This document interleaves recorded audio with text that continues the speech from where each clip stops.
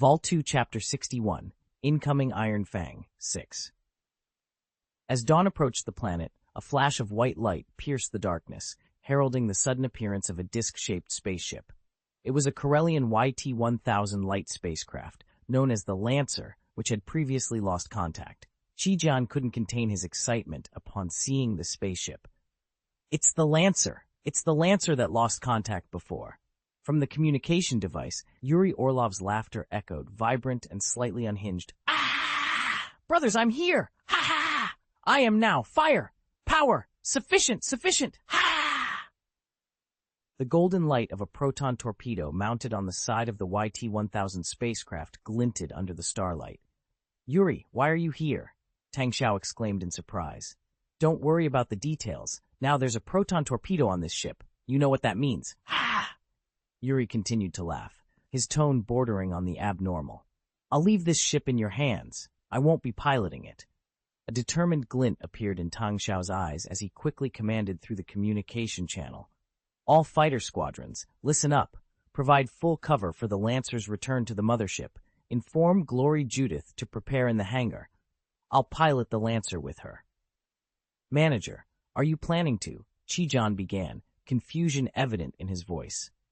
Attempting a forced landing with an Oro-class cargo ship is too risky. I have another plan in mind, Tang Xiao explained, his gaze fixed on the Hammerhead-class cruiser looming in space. Understood, came the unified response. Judith here. I've been ready for this. Tang Xiao immediately piloted the blade fighter, making a swift turn towards the mothership. The remaining fighters followed suit, except for 2 squadrons left to continue harassing the cruiser Iron Fang. The rest of the fighters converged towards the Lancer. Unfortunately, the Lancer's emergence point was directly in front of the Iron Fang. The pirates aboard the Iron Fang wasted no time directing their full firepower at the approaching spaceship. Inside the YT-1000 Lancer, the elderly Truda struggled with the controls, his piloting skills far from proficient. Yet, he did his utmost to steer the spaceship towards the mothership. Vitaly Olav, seated in the co-pilot's seat, had an open spaceship operating manual on his lap. Old man, our lives are in your hands now. Just get us into that big ship. Do whatever it takes. Yuri's laughter still echoed in the communication, though his tone was now tinged with nervous anticipation. I said I'll try my best. Truda shouted back, his hands working feverishly to maneuver the spacecraft. We can't let the Lancer be hit. Go! A fighter squadron commander yelled over the communication, leading his squadron bravely to intercept the firing angle of the cruiser Iron Fang. The main gun of the Iron Fang fired relentlessly, obliterating a fighter jet in an instant. Yet, more fighter jets surged forward, determined to shield the Lancer with their own bodies if necessary, given the pilot's difficulty in evading. Upon returning to the mothership's hangar, Tang Xiao leaped from the cockpit of the blade fighter before it had fully stopped. Waiting for him was Glory Judith, a formidable black female pilot standing at 1.9 meters tall. Contrary to her gentle name, Judith's appearance was intimidating, with a muscular build that dwarfed Tang Xiao's. Her face, marked by scars, broke into a grin, revealing a set of large white teeth. It's my honor to be your partner, manager, Judith declared, her voice filled with genuine respect. Sink that cruiser. Let everyone who dares covet our territory know that our 4th civilization will not be trifled with. Tang Xiao exclaimed, his fist colliding with Judith's in a show of solidarity. The Lancer, now visibly damaged and emitting thick smoke from the hits it took from the Iron Fang's secondary cannon, made a precarious landing outside the mothership's hangar. The fighter squadron had paid a steep price, ing 4 fighter jets, to ensure the Lancer's safe arrival. In a daring maneuver to block the guns of the Lancer, sacrifices were made. The moment the hatch opened, Tang Xiao and Judith swiftly entered the spaceship, where Yuri Orlov, his brother Vitaly, old Truda, and 2 T-850s awaited. Yuri, on seeing Tang Xiao, nearly broke down, his laughter echoing in the confined space, a release from the tension of their near-catastrophic situation. Management. Without hesitation, Tang Xiao embraced Yuri, offering comfort and gratitude. It's all right, thank you. You've given us a chance to take down this cruiser. It was then that Tang Xiao noticed Yuri's cold sweat, a testament to the ordeal they had endured. Tang Xiao instructed the T-850 to escort the others off the spacecraft for some rest, but he himself headed straight for the pilot's seat, securing himself with the seatbelt and directing a T-850 to man the turret. Judith had previously immersed herself in learning the intricacies of piloting both the YV-865 Oro-class cargo ship and the YT-1000 spaceship.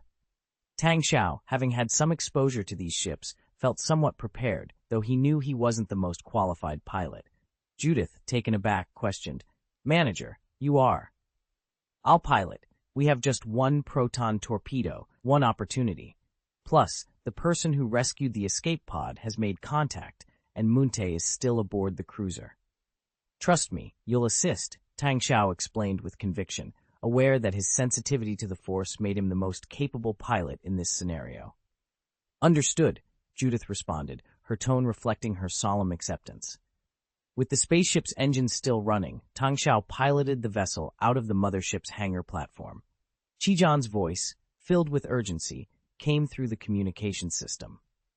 "Managers, you have only 8 minutes to attempt this. The cruiser is constantly maneuvering. Although it's slower in a straight line compared to the mothership, we can't match its turning speed. We have 38 minutes before it completes its turn and we escape the gravitational pull of the mothership. After 8 minutes, we'll proceed with the original plan and have the YV-865 Oro-class cargo ship make a forced landing." "I understand. 8 minutes," Tang Xiao confirmed, his gaze sharp with determination. He took a deep breath, reaching out with his senses to connect with the Force around him. Without formal training in the Force, he relied on instinct and a basic understanding to extend his spirit outward, using the Force to perceive his surroundings. He felt a natural affinity for this, finding focus amidst the chaos. Master Brain, based on the technical specifications of the Hammerhead-class cruiser provided by Munte, calculate the precise point where the proton torpedo should strike to disable the ship without causing it to explode, Tang Xiao commanded, drawing on his experience with adjusting system parameters on the Lancer. Vol 2, Chapter 62, Attack of the Iron Fangs, Conclusion. After careful analysis, it was determined that the Hammerhead-class cruiser possessed 4 engine nozzles, the left and right steering nozzles, the central main nozzle, and the upper auxiliary nozzle. To successfully disable the cruiser, a proton torpedo needed to be fired into the upper auxiliary nozzle at an angle of 10 to 15 degrees. This would ensure the torpedo exploded approximately 20 meters from the main engine. Although the explosion-proof compartment would prevent the engine from detonating, the electromagnetic waves produced by the proton cloud would effectively sever the engine's power. "Understood. I'll give it a shot," Tang Xiao replied, his voice steady despite the pressure. Meanwhile, over 60 blade fighters continued their relentless assault on the cruiser. However, their Gemini missiles were depleted, and the firepower from their onboard infrared laser cannons was proving to be insufficient. The battle now hinged on the 2 remaining Hammer-class frigates, whose plasma bombs posed a significant threat to the cruiser's shields. These bombs, originally designed for bombers in Homeland to target large ships, were proving to be highly effective when mounted on the frigates. Yet, these frigates also became prime targets for the Iron Fang cruiser's counterattacks, forcing them into constant evasive maneuvers and limiting their opportunities for close-range attacks. Despite these challenges, their persistent strikes had brought the cruiser's shields to the brink of failure. Tang Xiao, piloting the YT-1000 Lancer spaceship, swiftly joined the fray. Upon entering range, the T-850 unit manning the spaceship's turret unleashed a barrage of fire upon the cruiser. The Iron Fang cruiser retaliated with its secondary guns, but Tang Xiao, now fully immersed in the battle, expertly navigated the Lancer, rendering the cruiser's counterattacks ineffective. However, the primary obstacle remained the cruiser's shields. Without breaching them, any proton torpedo launched would merely detonate upon contact with the deflector shield, dispersing its energy harmlessly across the surface. Navigating to the cruiser's rear, Tang Xiao made several attempts to align the perfect shot, but the cruiser's evasive maneuvers and the precise calculations required made it a daunting task. Moreover, the cruiser's gunners, sensing Tang Xiao's intentions, redirected another secondary gun to target him. As time ticked away, the cruiser's shields remained intact, and Tang Xiao struggled to find the optimal firing position. Relying on his heightened senses and keen awareness, he continuously adjusted his approach while also evading incoming fire from the cruiser's secondary guns. Sweat drenched Tang Xiao's brow as he felt a sudden premonition of danger. Reacting instinctively, he maneuvered the spaceship in an attempt to dodge, but it was too late. A turbo laser struck the Lancer directly, its force enough to penetrate the shield and inflict severe damage on the hull. 2 minutes left. Manager, your spaceship won't survive another hit. Retreat. Qijun's voice crackled through the communicator, urgency lacing his words. No, the fourth civilization has never known a warrior to retreat. Another voice burst through the communicator. In response, the 2 Hammer-class frigates surged forward, accelerating towards the cruiser with renewed determination. This chapter concludes the intense battle against the Iron Fang cruiser, showcasing the bravery and strategic prowess of Tang Xiao and his allies. Despite the formidable defenses of their enemy, their resolve remains unshaken, exemplifying the courage that defines the warriors of the fourth civilization. Iron Fang. The past. Judith, input the calculation results into the fire control radar, and then assist me in correcting our course as needed. T-850. Once we're within range, focus the turret on the cruiser. Their shields are on the brink of failure. I need them completely down within 3 minutes. Understood. Okay, manage R. The cruiser Iron Fang continued its desperate flight, with the distance between it and the mothership stretching beyond 400 kilometers. If the gap exceeded 570 kilometers, it would escape the gravitational pull of the mothership, enabling a hyperspace jump. Simultaneously, the 2 Hammer-class frigates abandoned their evasive maneuvers. Their pilots, fueled by determination, steered the spacecraft directly towards the cruiser. Meanwhile, their launchers, armed with plasma bombs, unleashed a barrage. Dozens of light blue projectiles penetrated the Iron Fang's shields, causing explosions upon impact. Almost at the same moment, the Iron Fang retaliated, landing a hit on one of the frigates. The targeted frigate was engulfed in an explosion, disintegrating into countless fragments within seconds. But then, the protective light curtain surrounding the Iron Fang flickered and vanished entirely. The shield was down. Tang Xiao, with narrowed eyes, braced himself against the cruiser's artillery fire to reposition for another attack. Despite the cruiser's secondary artillery targeting him, Tang Xiao's heightened focus allowed him to anticipate and evade each shot. 1 more minute. In the mothership's command center, Qijun and Carlsworton watched the battle unfold on the holographic projection with clenched fists and gritted teeth. The tension was palpable, their frustration evident as they ordered, "The Oro-class cargo ship takes off immediately." Suddenly, a violent explosion rocked the cruiser Iron Fang. Several compartments near the engine were consumed by the blast, tearing open the outer hull. The flames vanished as quickly as they appeared, leaving only the shockwave to ripple through space. The cruiser's speed dropped significantly due to the engine damage. There are 30 seconds left. In the mothership's hangar, the YV-865 Oro-class cargo ship, carrying 2 T-850s and 70 heavily armed Marines, launched immediately, setting a course for the crippled Iron Fang. Now, Tang Xiao, his eyes bloodshot from exertion, pushed the joystick forward, positioning himself accurately for the attack. Launch! Tang Xiao awoke to find himself in the medical room, surrounded by floating objects, bottles, jars, potted plants, and medical equipment. "This is..." Tang Xiao groaned, disoriented. "Are you awake, manager? Good to see you're recovering. You can stop these objects from floating now, right? I've been eyeing this pot of green dill above my head for half an hour, worried it might hit me." Kunte's voice filled the room. Startled, Tang Xiao noticed the objects poised to fall. He quickly used his powers to stabilize them, paying particular attention to the pot of green dill, which was dangerously close to Kunte's forehead, barely 5 centimeters away. Vol 2, Chapter 63, Inventory Count. As the chaos around him finally subsided, the villager let out a long, relieved sigh. "What should I say? Thank you for not killing me, or thank you for nearly doing so with a pot of green dill earlier? Even hundreds of pirates aboard Kuken's cruisers couldn't manage that. What happened on the cruiser? Tang Xiao inquired, his brow furrowed in concern. If it weren't for that last explosion, damaging the engine and slowing the cruiser down, I wouldn't have had such an easy time. Wait, where is the cruiser? He suddenly realized he had no recollection of events after activating the proton torpedo. The only detail he remembered was the makeshift connection of the torpedo's launch mechanism to the air conditioner switch. Don't worry, it's taken care of, the villager reassured him with a chuckle. The proton torpedo you launched went straight through the cruiser's auxiliary jet. The explosion also severed the main energy supply and destroyed the engine's electronic system, causing the cruiser to plummet immediately. Thanks to your precise strike, we've gained a significant advantage. And then? Tang Xiao pressed for more details. It was quite the spectacle afterward. Our fighter jets encircled the cruiser, and the Oro-class cargo ships were ready to board for combat.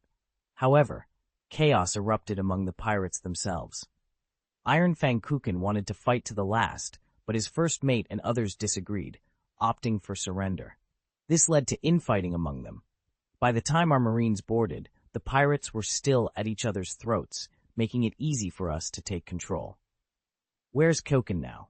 He's been captured and sent to the Dawn planet. He'll stand trial once you're awake. The cruiser has been towed back to the Mothership, and our engineers are working on repairing it. In a few months, our combat capabilities will significantly increase. Tang Xiao, still reclining on the hospital bed, turned to face the villager with a curious smile. You haven't mentioned what you did on the cruiser. With a casual wave of his hand, the villager began. I discovered that there had been long-standing conflicts within their ranks. The Kuken pirate group's operations have been faltering lately. Their Hammerhead-class cruiser was outdated and slow, making it difficult to capture merchant ships. So I incited some of them to rebel and led an assault on the hyperdrive cabin. He paused, chuckling at the memory. But those cowards lost their nerve almost immediately. After a brief scolding from Kuken over the radio, they retreated. I had no choice but to keep moving, with hundreds of them on my tail. I managed to hide in the ventilation ducts, took out a few pursuers, and eventually found my way to the hangar platform. The smile on Tang Xiao's face faded as he listened, the gravity of the situation dawning on him.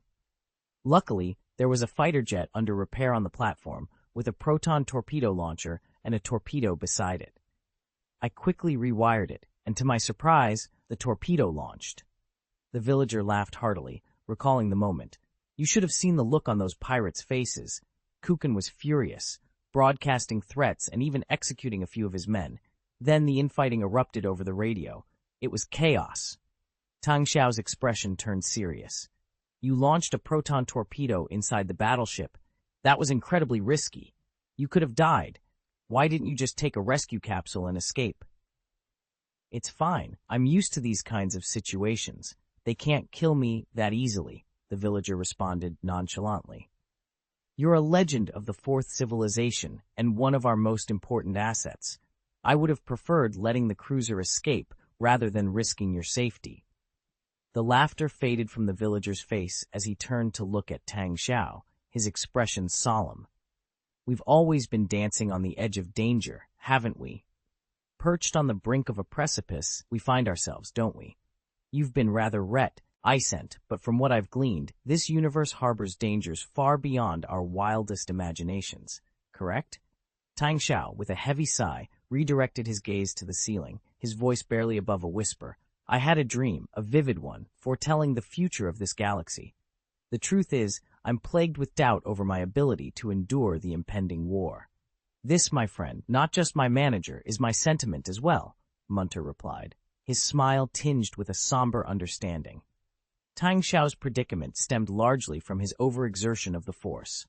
After an extended period of recuperation in the infirmary, he finally rose. Munter's injuries, though not life-threatening, consisted of burns and superficial wounds. Under normal circumstances, such injuries would necessitate several days to heal. However, the engineering team made a fortuitous discovery within the medical bay of the Hammerhead-class cruiser, several medical droids, and a pair of Bacta tanks. Bacta tanks, a staple in the medical facilities of the Galactic Republic, utilize a special fluid to expedite cellular regeneration, significantly hastening the healing process. Consequently, the engineering department relocated these medical droids in Bacta tanks to the Mothership. After mere hours of immersion, Munter's recovery was remarkably swift. Upon his return to the bridge of the Mothership, Tang Xiao observed Clement meticulously tallying the spoils of their recent skirmish. Clement, upon noticing Tang Xiao's arrival, promptly stood at attention and saluted. Similarly, under the guidance of Qijian and Carls Wharton, the staff members also rose to salute, their gestures conveying deep-seated respect.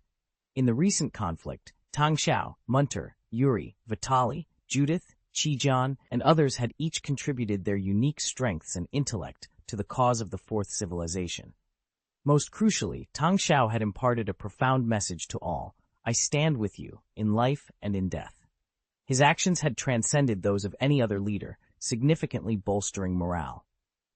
Clement approached Tang Xiao to deliver his report. Manager, we've completed the inventory of the spoils. Proceed, Tang Xiao prompted. Our most significant acquisition is undoubtedly the Hammerhead-class cruiser. It measures 315 meters in length, equipped with 2 medium-sized turbo-laser cannons as its primary armament, 4 twin-mounted turbo-laser guns for secondary firepower, and 8 point defense guns, 6 of which were later additions. Currently, the vessel's main drawback is the severely damaged power system, which poses a challenge for repairs. The engineering department proposes a complete replacement of the power system with our own technology. The project is estimated to take 3 months and will require an additional 50 engineering personnel, Clement detailed. Vol 2, Chapter 64, Abundant Resources.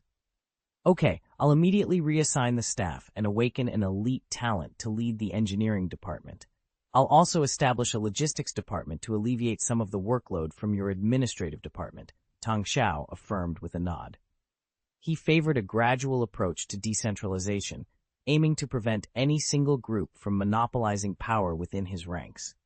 He planned to bring Carls Wharton into the fold, thereby disrupting the monopolistic tendencies within the staff. As the colony expanded, the need for more specialized departments became apparent, ensuring a more distributed power structure, except for Tang Xiao himself. This strategy also explained his reluctance to appoint a deputy, despite the personal toll it took on him. Clement, on the other hand, didn't dwell on these complexities. She was simply relieved to see the burden on her department lessen. She proceeded with her report. Additionally, we've seized 2 priest-level shuttles. Although they lack the capability for space navigation, they can easily shuttle between space and the planet. Each is 20 meters long and can transport 36 passengers. These shuttles will greatly facilitate the movement of personnel between the Mothership and Dawn Planet. We've also acquired an Orek fighter, currently under maintenance in the hangar due to damage. Professor Chai has taken it for use as a test machine. Beyond these, we've secured various daily necessities. Unfortunately, due to the arsenal's destruction, we didn't capture many weapons. However, we did find over 60,000 Uppy coins and more than 10,000 Galactic Republic credit points, Clement added, flipping through her records. Those fools, to think they had so little cash on such a large cruiser. No wonder they dared to attack us. Tang Xiao remarked disdainfully. What about the prisoners? We captured Kukin, his first officer, and 110 crew members. Additionally, Munter rescued 17 civilians from the cruiser, most of whom were pole dancers and singers from the bar, Clement responded. Understood. Prepare for a public trial tomorrow. The Mothership will remain in outer space, not needing to return to Dawnstar's synchronous orbit. This will facilitate the construction of larger space station structures in the future. Remember the vast metal ore reserves we discovered on the 4th moon of the gas giant in the Endor system? We'll dock the Mothership between Dawn Planet and that moon, Tang Xiao instructed. Clement confirmed, yes, the satellite is recorded as DOR in the Galactic Republic archives. Our scans indicate that its metal reserves could construct at least 1,000 more cushion motherships, not to mention the abundance of rare elements. Mining will be challenging, but currently our rare elements are primarily extracted from the ocean satellite. Tang Xiao smiled at the thought. The Endo-Galaxy, despite its future as a formidable battlefield, offered significant advantages. The Battle of Endor, a pivotal event in Star Wars history, erupted here due to the Galactic Empire's construction of the Death Star II, a superfortress with a 200-kilometer diameter. The Empire chose the Endor Galaxy for its rich resource reserves, essential for such a monumental project. The gas giant Endor's helium-3 reserves could power spacecraft nuclear fusion reactors. The ocean satellite Kef-Bur and the habitable Endor planet boasted a variety of extractable rare elements and resources for sustaining life. Moreover, the metal satellite door contained vast amounts of metals and rare metals, sufficient for extensive construction projects. Its strategic location only added to its value. In the secluded western reaches of the Milky Way's outer rim, nestled within the unpredictable model sector, lies an area seldom traversed by the average traveler. This seclusion provides the perfect cover for construction and development, free from prying eyes. It is here that Tang Xiao and the enigmatic Fourth Civilization have claimed the unique environment of the Endor Galaxy as their own. The following day, Tang Xiao, along with Kunte, Yuri, Vitali, and others, boarded a recently commandeered priest-level shuttle, setting their course for the Dawn planet. During their journey, Tang Xiao noticed Yuri's apparent unease and inquired about the cause of his distress. Yuri Orlov, visibly shaken, struggled to light a cigarette with trembling hands. After taking a deep inhale, he began to recount their harrowing escape from Tatooine. Due to our lack of a skilled pilot, Vitali accidentally engaged the hyperdrive without setting a course. And then... Yuri's voice faltered, his face draining of color as he continued. I swear on my life, I saw it. An octopus. But not just any octopus. This one spanned hundreds of kilometers, lurking within the crevices of hyperspace. Vitali, lost in thought and staring at the cabin ceiling with a cigarette dangling from his lips, chimed in, I believe I saw it too. We were fortunate. Creatures that dwell in hyperspace rifts possess the power to obliterate entire fleets. In a panic, I initiated another blind hyperjump, narrowly escaping our demise. It's nothing short of a miracle that both jumps didn't result in us colliding with a star, tearing us apart, added old Truda, who was also among them. Tang Xiao responded with a wry smile, patting Yuri on the shoulder. Without the proton torpedoes you brought, and the intelligence from the village, we might have managed to fend off the Kyokin, but capturing a cruiser would have been out of the question. The true heroes are the warriors who sacrifice themselves. Their bravery bought us the time we needed to return to the Mothership, Yuri remarked, his tone somber. Tang Xiao, unfazed by the gravity of their situation, listened intently. Yuri took another drag from his cigarette and confessed, But this isn't for me, manager. I'm not cut out for battle. Laughing heartily, Tang Xiao clapped Yuri on the shoulders. Ah, but you're a born warrior. After this battle, we'll fear no one. Yuri, skeptical, retorted, Why do I get the feeling you're not being entirely truthful? Tang Xiao sighed. You caught me. With the Galactic Republic and the looming war, we can't afford to let our guard down. We need allies. Do you have someone in mind? Yuri asked. Tang Xiao nodded. Indeed, a challenging individual, but one who could open vast opportunities for us. However, information has been scarce lately, so we'll focus on strengthening our position here. When you have a moment, take a trip to Tatooine.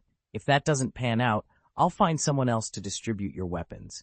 Conflict is never in short supply in this galaxy. Note, attached to the Easter egg chapter, Priest-level shuttle, Ministry orbital shuttle. Vol 2, Chapter 65, Judgment. The shuttle plane touched down at the airport in Dawn City, where preparations had already been made. On an open field outside the city, a towering gallows had been constructed, and all of Kyokin's pirates were bound beneath it. Alongside them, Mars Ferrasi, Dubrak Quinto, Kenneth, Spade, and the rest of the smugglers were shackled, their fates intertwined. Tang Xiao ascended the platform with a grave expression. He addressed the gathered crowd through the microphone, his voice resonating with authority. Today marks a significant victory for our fourth civilization. Once again, we faced an invader, and this time... He surveyed the crowd, letting the suspense build before declaring triumphantly, We emerged victorious. A thunderous cheer erupted from the audience. The mastermind behind this invasion, the one responsible for the loss of our brave soldiers, stands among us. Tang Xiao's gaze hardened as he pointed directly at Kukin. The notorious pirate, now bound and gagged, could only glare back with venomous eyes. Despite being nearly 60, his demeanor showed no signs of surrender. Tang Xiao continued, his voice unwavering. In the name of the Fourth Civilization, I hereby sentence Iron Yakukin and the principal perpetrators of this invasion to death. At his command, Kukin and 6 other pirate leaders were led to the gallows. The nooses were placed around their necks, and they were left to dangle, their struggles futile. The crowd watched in silence as the pirates' movements slowed, their lives ebbing away until only lifeless bodies remained. This execution was designed to be a slow, agonizing death, a fact that Tang Xiao had intended to serve as a stark warning. The remaining pirates looked on, horror-stricken, realizing that one more among them was destined for the gallows. Yet, the soldiers and citizens of the Fourth Civilization cheered, their eyes alight with fervor rather than fear. Tang Xiao's gaze swept over the captives. Among you, there are traitors who betrayed us, colluded with these murderers, and brought us to the brink of ruin. His words sent a shiver down the spines of Quinto and Ferrasi, who fell to their knees in dread. However, Tang Xiao's accusatory finger bypassed them, settling instead on Kenneth. You, Kenneth, were given the chance to serve our civilization and were afforded the finest conditions, yet you plotted against us. As Kenneth was dragged toward the gallows, his pleas for mercy were desperate. No, please don't do this. It wasn't me. Quinto, Ferrasi, help me.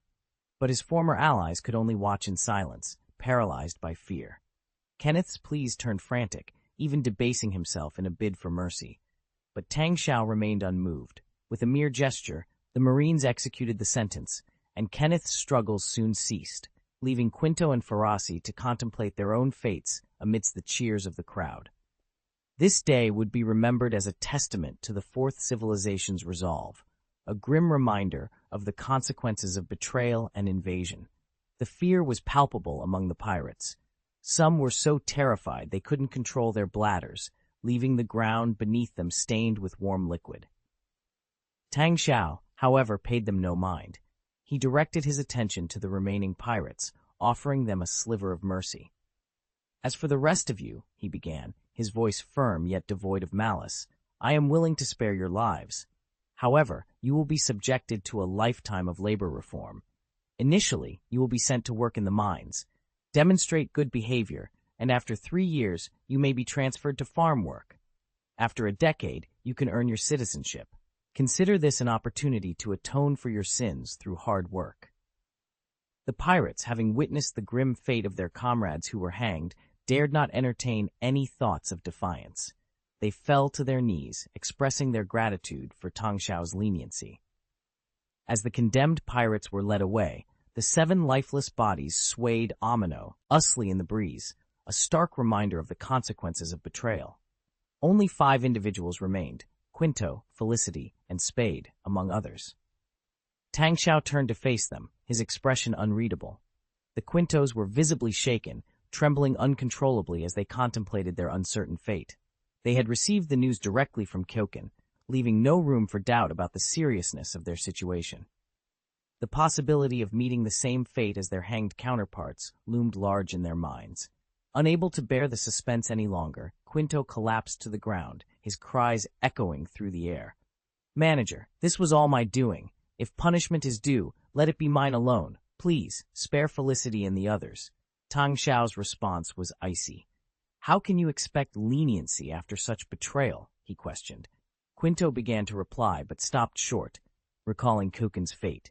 His words died in his throat as fear took hold. With a cold snort, Tang Xiao signaled for the Marines. They approached, each holding a collar in hand, and swiftly subdued Quinto, Felicity, and the others, fitting them with the collars. These are bomb collars, Tang Xiao explained, his tone grave. Should any of you even think of betraying me again, the collar will detonate. I need not elaborate on the consequences. Be warned, these collars are linked. If one explodes, the rest will follow. He then turned his gaze to Felicity. Though this ordeal began with Kenneth, you played a pivotal role. You should have been hanged alongside him.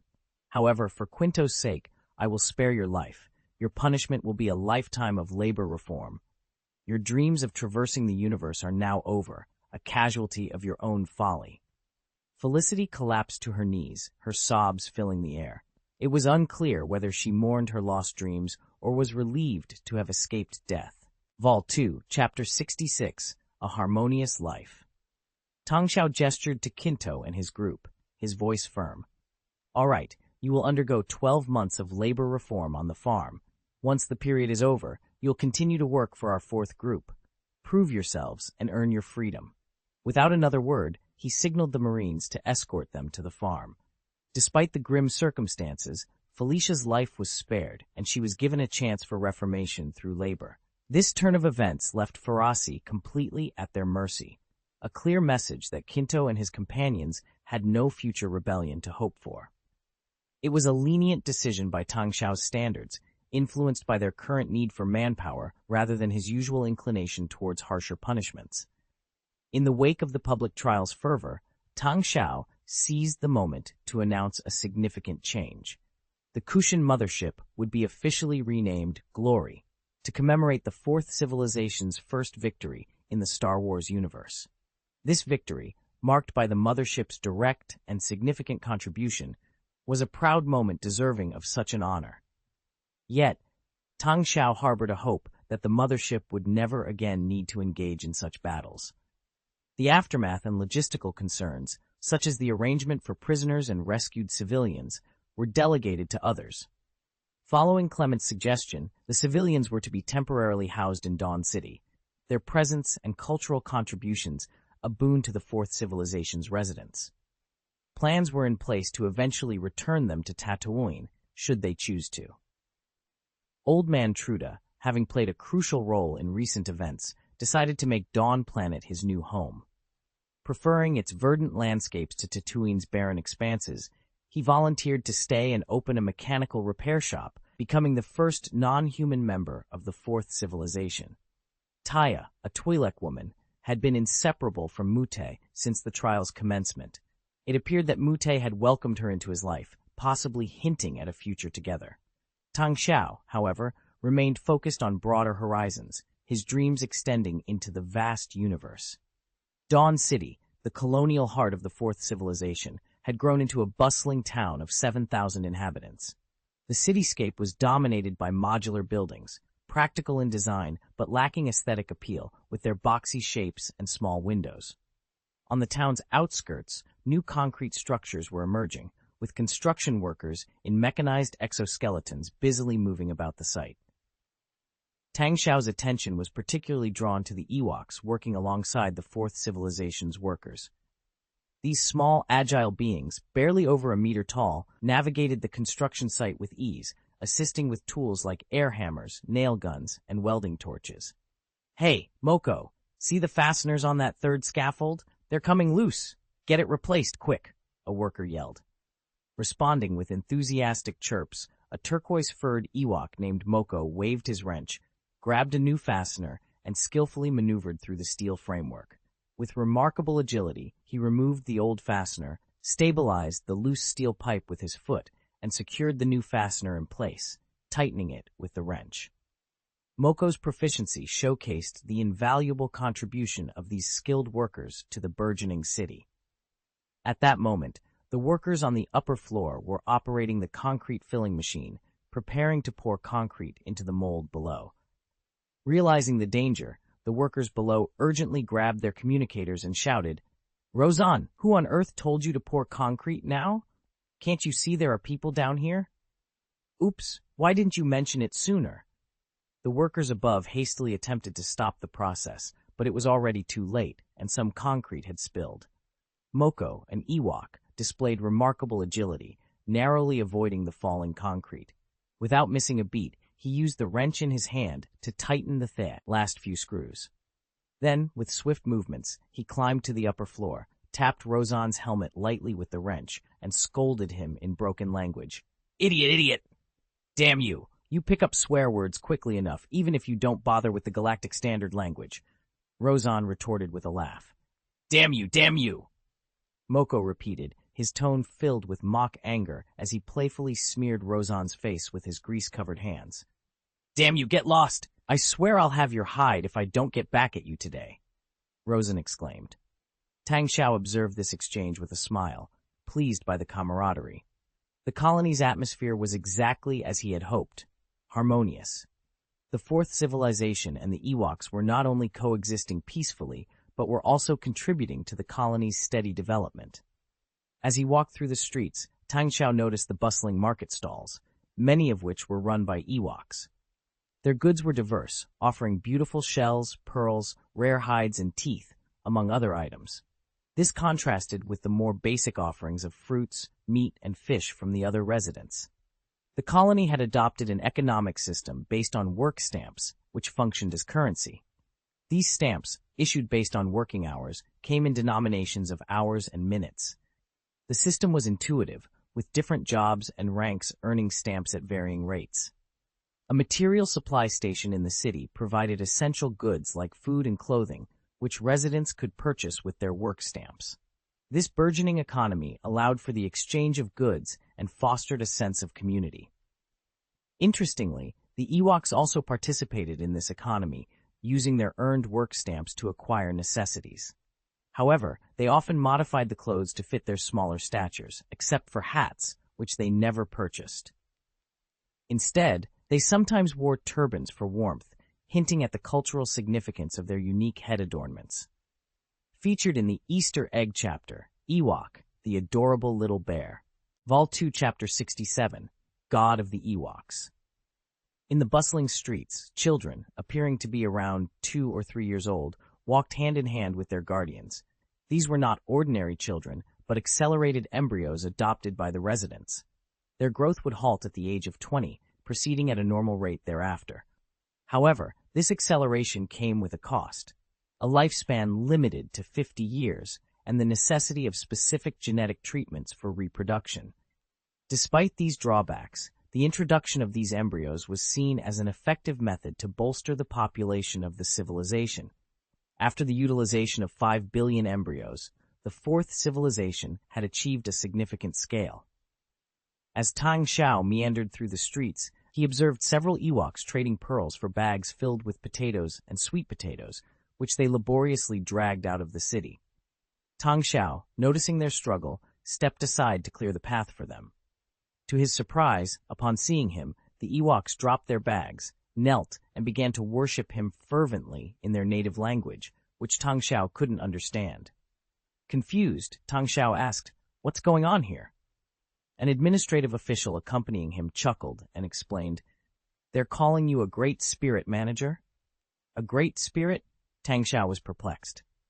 The Ewoks practice pantheism, believing in the divine presence within everything. The Great Spirit, according to their belief, oversees all, followed by the Light Spirit, who governs the day, and the Night Spirit, who rules the night.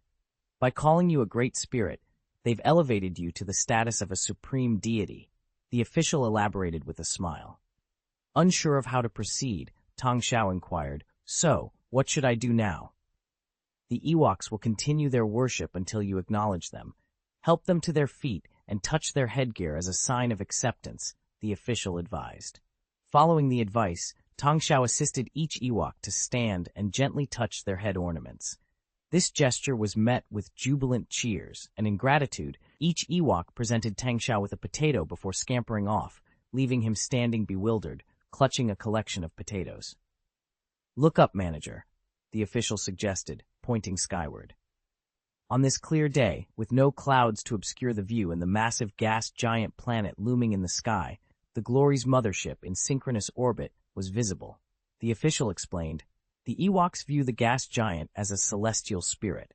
Our sudden appearance, with you as our leader, led them to believe the mothership is the offspring of this celestial spirit, and you its earthly incarnation." Tang Xiao, still processing this newfound deity status, could only shake his head in disbelief. "By the way, manager, tonight is the Ewoks Moonlight Festival. The bioengineering and agriculture departments are hosting a celebration with them. Would you like to join?" the official inquired. "Sure, I'll be there," Tang Xiao replied with a smile, looking forward to the evening. As night descended on Dawn Planet, the darkness was softened by the light reflected from the gas giant Endor, ensuring the night was never truly dark. Occasionally, the planet's orbit brought it between the star and Endor, creating a phenomenon of perpetual daylight. During these times, one side of the planet basked in the star's light, while the other enjoyed a luminous night, courtesy of Endor's reflection. Today marked a significant occasion. In accordance with Ewok tradition, a grand feast was held on the first of the 7 days following the onset of the polar day. This period was believed to be when the light elves and night elves convened with the giant elves, offering prayers for a bountiful harvest in the year ahead. The Ewoks, too, joined in with their own rituals, dancing and singing under the open sky, their voices a plea for the quelling of the earth's anger, for beasts to shed their ferocity, and for the health and well-being of their offspring. In a clearing nestled between Dawn City and the forest's edge, hundreds of Ewoks gathered around a massive bonfire, their celebration a vibrant display of music and movement. Gifted with a natural rhythm, they crafted melodies from anything at hand that could produce sound: animal skin drums, hollowed-out tree trunks, and even discarded helmets from the Fourth Civilization's Marine Corps. Beside the bonfire lay the enormous carcass of an Endorian swamp beast, a formidable creature from the planet of Dawn, felled with assistance from the Fourth Civilization Marine Corps. The Ewoks, using stone knives, carved the beast into sizable portions, roasting the meat over the flames and basting it with a fragrant plant-based juice. The Department of Bioengineering and the Department of Agriculture from the Fourth Civilization were honored guests at this festive dinner, having fostered a close relationship with the Ewoks. They had introduced systematic farming to the Ewoks, taught them the crafting of more sophisticated hunting tools, and even selected some Ewoks to learn Galactic Standard, enabling them to work within the colony and earn an income. Their invitation to the feast was a gesture of gratitude for these contributions, particularly from the Bioengineering Department, which had benefited greatly from the Ewoks' knowledge of local flora and fauna. The celebration attracted many from Dawn City, drawn by the lively atmosphere and the promise of shared joy. Tang Xiao, along with several Ewok tribal leaders, presided over the festivities from a platform constructed of branches. Ewoks approached him, seeking blessings, and Tang Xiao, now adept in their customs, would wait for them to kneel before touching the ornaments adorning their heads. These decorations, ranging from leaves and bones to fruits and shells, held special significance within Ewok culture. As the evening progressed, the initial focus on singing and dancing gave way to a more communal atmosphere, with residents of Dawn City contributing beers to the celebration. Although the city lacked a brewery, a reserve of beer from the Mothership was made available, with Mayor Gulaham authorizing the release of half the stock for the occasion. This gesture, blending the traditions of the Ewoks with the contributions of the Fourth Civilization, underscored the growing bond between the two communities, celebrating not just the polar day, but the promise of mutual support and prosperity. Vol 2, Chapter 68, Ewok Warriors. After indulging in a few glasses of wine, the residents of Dawn City found themselves swept up in a wave of excitement. Many joined the Ewoks in a spontaneous celebration, singing and dancing with unrestrained joy. The atmosphere, already lively, escalated into a boisterous revelry as the Ewoks too began to partake in the beer, leading to a scene of delightful chaos. Amidst the merriment, an impromptu challenge emerged. A large circle was formed by the crowd, and representatives from both the humans and the Ewoks stepped forward to engage in one-on-one combat, with a single rule set in place: no slaps to the face. Despite their diminutive stature, barely reaching a meter tall, the Ewoks displayed remarkable combat prowess. The initial human challengers, confident in their superiority, were quickly humbled by the Ewoks' agility and strength, finding themselves on the receiving end of a surprising defeat. It wasn't until the Marines intervened that humanity saw a glimmer of hope, leveraging their longer reach to secure a series of victories.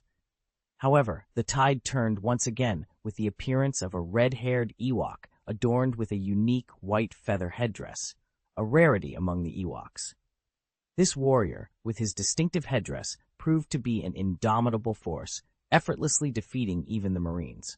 His skill was so formidable that even when faced with two opponents simultaneously, he emerged victorious. Tang Xiao, observing the spectacle, couldn't help but be reminded of the Ewoks' triumph over the Galactic Empire's stormtroopers in the Star Wars saga. The prowess displayed by the Ewok warrior left a lasting impression, and when no one else dared to challenge him, he approached Tang Xiao with a proud shout, bowing deeply in a gesture of respect. An official, fluent in the Ewok language, quickly explained to Tang Xiao that the white feather headdress signified the warrior's status as one of the Ewok's strongest. The white feathers symbolized white wings of hope. To properly honor the warrior's request for recognition, Tang Xiao was advised to perform a specific ritual. He was to pour a glass of wine over the warrior's head and share another glass with him. Following this advice, Tang Xiao executed the ritual, drenching the Ewok warrior's head in beer. This act only fueled the warrior's enthusiasm, prompting him to run around the field in a display of exuberance, much to the cheer of his fellow Ewoks. The celebration continued well into the night, with Tang Xiao eventually finding rest among the Ewok tribe. The next day, feeling refreshed, Tang Xiao reflected on the potential of the Ewoks as allies. Despite their primitive societal structure, the Ewoks showed a remarkable openness to new technologies, quickly grasping the functions of advanced machinery introduced by the Fourth Civilization. Their innate combat skills, combined with their agility and expertise in jungle warfare, made them formidable warriors even without formal training. Tang Xiao entertained the thought of the Ewoks undergoing modern military training, envisioning their enhanced capabilities on the battlefield. Their small stature and agility would make them elusive targets, while their keen senses and jungle combat experience could provide a significant tactical advantage. Recalling the Ewoks' depiction in the Star Wars films, Tang Xiao mused that perhaps the Ewoks could indeed surpass human soldiers in effectiveness, especially in the dense jungles of the Dawn Planet. Beyond the Storm Commando, Tang Xiao had grand plans. According to the estimates from the Fourth Civilization Expedition Team, the population of Ewoks on Dawn Planet ranged between 800,000 to 1 million, dispersed across over 2,000 villages. Tang Xiao had calculated that approximately 40,000 Ewoks in about 30 villages near Dawn City revered him as a great elf. He intended to leverage these Ewok tribes, aiming to civilize them swiftly to extend the reach of his great elf persona to other tribes. In doing so, he envisioned the Ewoks' eventually integrating into the Fourth Civilization. Through further enlightenment, he planned to firmly bind them with a combination of systematic beliefs and significant interests. Contemplating his strategy, Tang Xiao couldn't suppress a smile. Everything was progressing well, yet he felt an urge to accelerate the process. If there was no development soon, Tang Xiao was prepared to stir things up and send a reminder to Hago Damask II on Tatooine. 3 days later, on the outskirts of Hutt space, the planet Tatooine witnessed the arrival of a YV-8N65 Oro-class cargo ship from hyperspace. Yuri Orlov, with a playful whistle, teased Munter, the pilot. "Can you pilot any ship? Was that your job in a past life?" Munter responded with a slight smile. "If we're talking about my life before joining the Mothership, then yes, I probably piloted spaceships and various other vessels.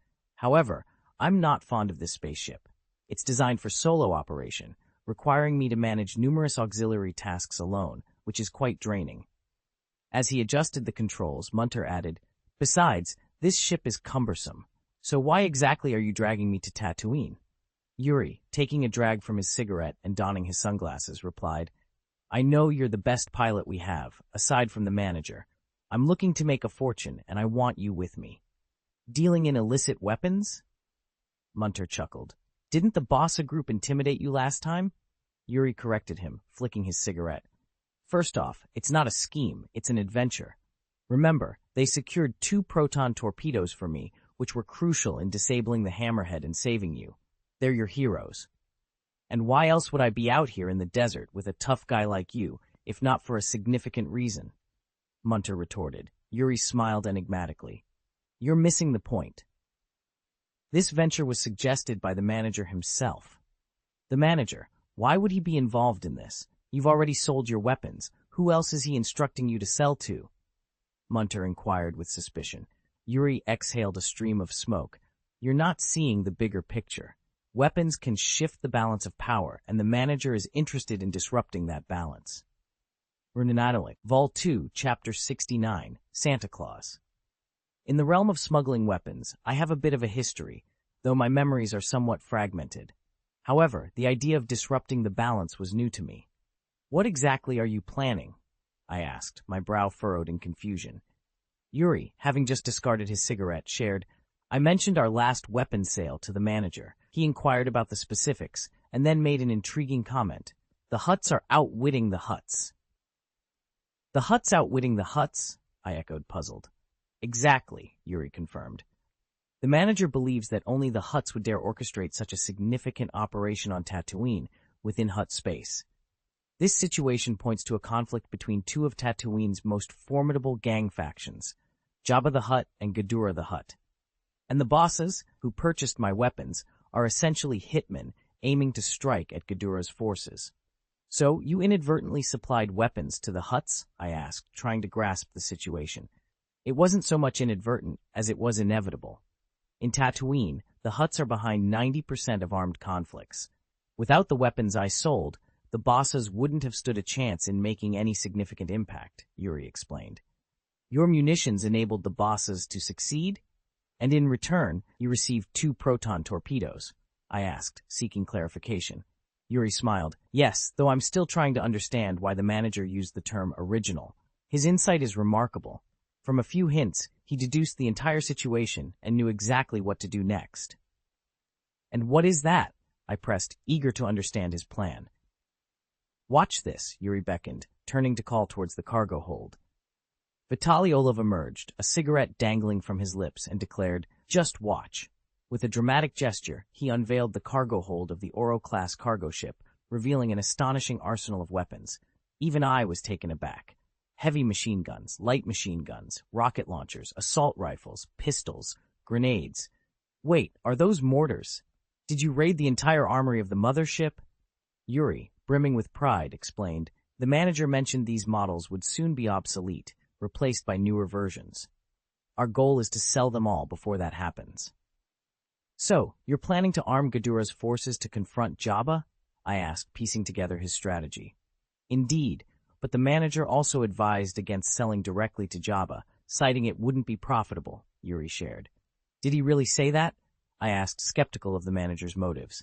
Yuri laughed heartily. Don't worry about the details. The manager knows what he's doing. For now, you owe me a favor. Be my pilot. If it weren't for your last escapade, I wouldn't have nearly been devoured by that space octopus. That was hardly my fault, I protested, feeling wronged. Please, if you hadn't been distracted aboard the Hammerhead-class cruiser, I wouldn't have had to navigate through a hyperspace rift. Now, let's go. Drive the spaceship to that desert. I'll give you the coordinates. Landing directly on the desert? Are you serious? I questioned, incredulous. Yet Yuri was already making arrangements. Hey, Scar, how's it going? Yes, it's me again. Miss me? I'm your Santa Claus. What's Santa? He's the guy who drops from the sky with gifts. Damn it, I muttered under my breath, steering the spaceship towards the provided coordinates. Tatooine's surface is predominantly desert, vast and mostly uninhabited. We managed to find a relatively flat area for landing, though we couldn't touch down due to the soft sand that couldn't support the spaceship's weight. Only a pilot with my expertise could hover the craft just 2 meters above the ground. Below, 2 Bansa 2 hovercraft awaited, surrounded by more than 20 individuals, mostly bosses, with a few Gamo and Nikto among them. Interestingly, they were all armed with machetes, armed with axes, and only a few wielding the Type 21 assault rifles previously sold to them by Yuri, the groups, toed ready for confrontation. Magton Scar positioned himself at the forefront of the team, albeit slightly behind a more imposing figure. This man, a Bosa, boasted chest muscles so pronounced they strained against his clothing, and from his shoulders down, his arms were replaced with oversized robotic limbs.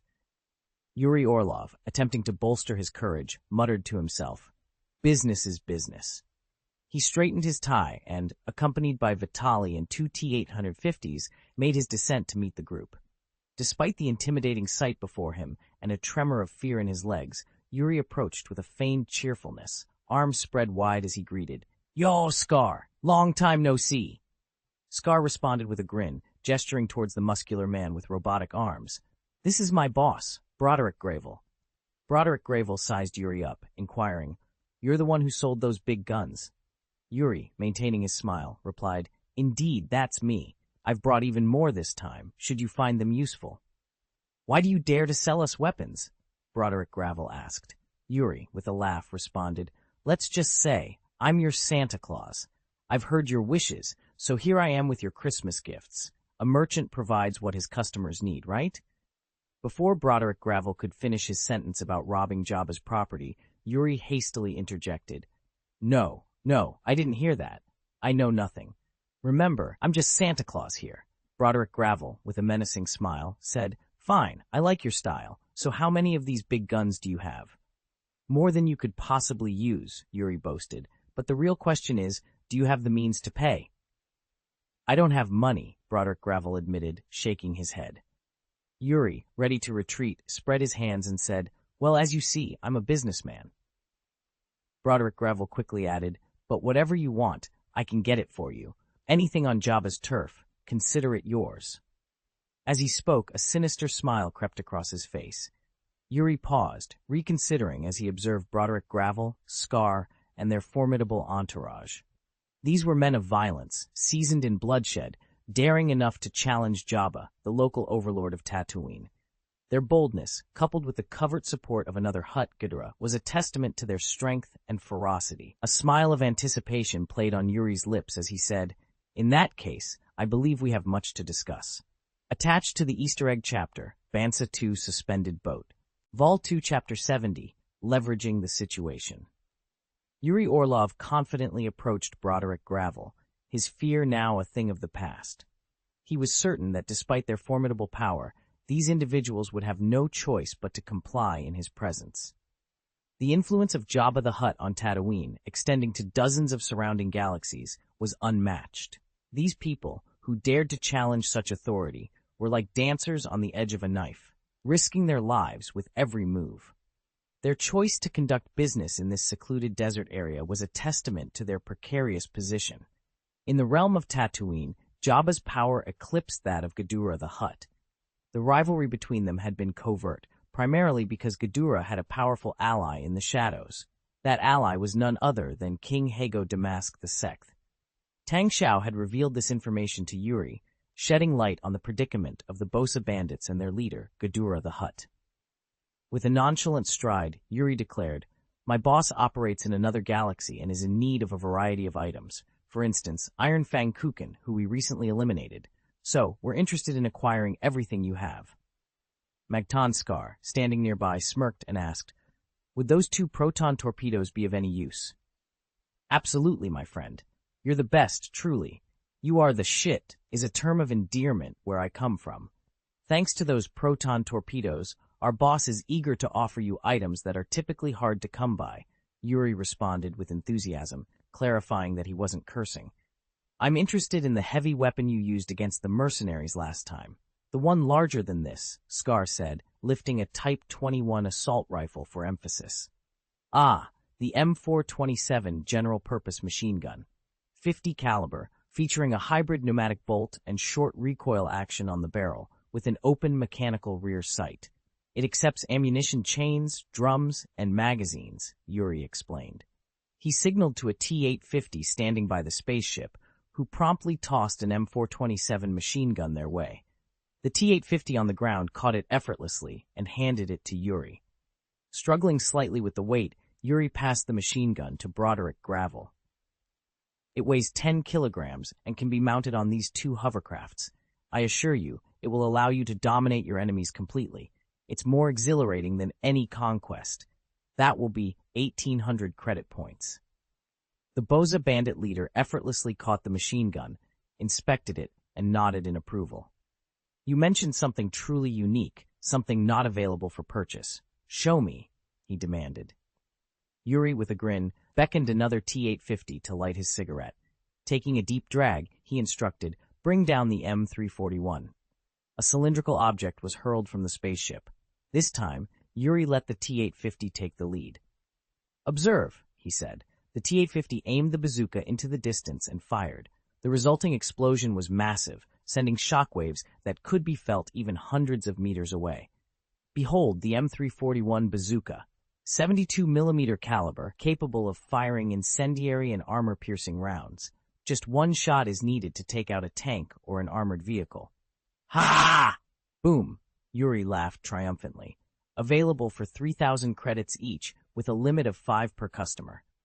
Both Gravel and Scar's eyes lit up at the sight of the bazooka.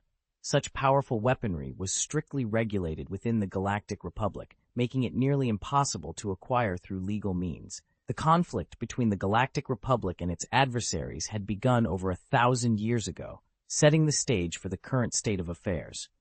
The Sith Empire, which had fluctuated in power for over 2,000 years, finally met its demise at the hands of the Galactic Republic during the decisive Battle of Ruusan. This victory marked the complete obliteration of the Sith Empire and heralded the Galactic Republic's dominance over the entire galaxy. In a grand gesture to commemorate this significant triumph, the Galactic Republic declared an era of peace, asserting that there will be no more war in the galaxy. This proclamation led to the initiation of the Ruusan Reforms, a period characterized by widespread disarmament. The elite Republic Army was disbanded, halting the research and development of advanced weaponry and warships. The Martial Jedi Order, once the Republic's sharpest weapon, transitioned into a neutral and peaceful guardian of peace. Over the ensuing millennium, the Galactic Republic's military capabilities significantly diminished. The judicial fleet, once a symbol of authority, became a mere tool for capitalists, drawing ridicule. Wealth became the sole value and measure within the Republic, while honor and morality were derided. This weakening of force led to a gradual loss of control over the Outer Rim star regions, allowing entities like the Trade Union and the Interstellar Banking Association to openly defy the Republic. In such a climate, advanced weaponry, including fully automatic burst weapons and heavy explosives, were tightly controlled by the military, making them exceedingly rare on the black market. This scarcity made Yuri Orlov's offer to Broderick Gravel all the more enticing.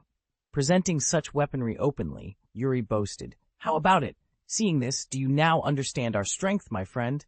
I'm like Santa Claus, ha ha ha!" His pride was evident as he spread his arms wide, laughing heartily. Broderick Gravel's excitement was palpable.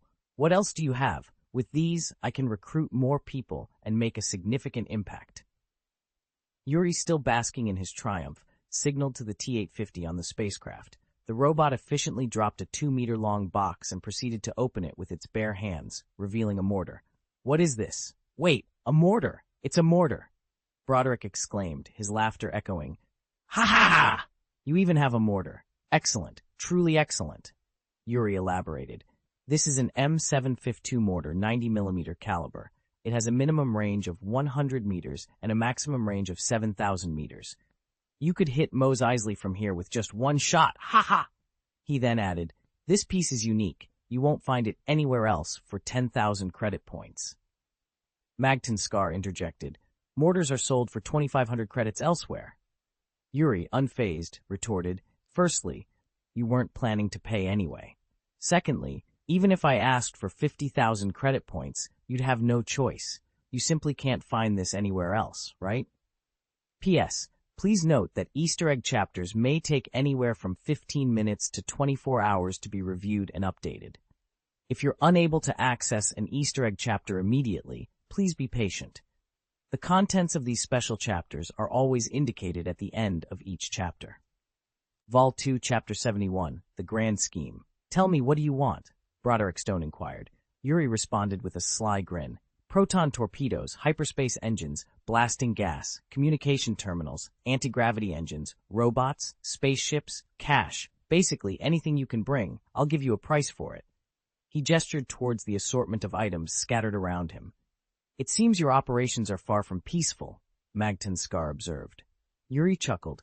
"Oh, those who live in peace wouldn't need these items." "Why aren't you concerned that we might not pay this time?" Knife Scar pressed further. "Because last time, I ensured your survival. Consider it an investment in you. Plus, I'm not worried about you fleeing. After all, these weapons require ammunition, and currently, we're the only ones producing it in the entire galaxy. So let's look forward to a fruitful collaboration, Yuri Orlov explained, extending his hand towards Broderick Stone. Broderick Stone hesitated for a moment, but eventually grasped Yuri's hand with his mechanical arm, understanding the gesture. All right, gentlemen, feel free to choose whatever you desire. Magton Scar suddenly pointed at the T-850 behind Yuri, declaring, I want this one. Yuri was momentarily taken aback. Vitaly Orlov, standing beside him, shook his head. Are you joking? We've mentioned before, this type of robot isn't for sale. No, wait, Yuri interjected, halting Vitaly. He fixed his gaze on Scar and slowly said, Do you truly desire this robot? It's a premium product. How much? Scar demanded. 100,000 credit points, and we're only selling one, Yuri stated. That's the price of a spaceship, Scar retorted, his eyes narrowing. A spaceship won't save your life in a critical moment, Yuri countered, blowing smoke in Scar's face in a clear provocation.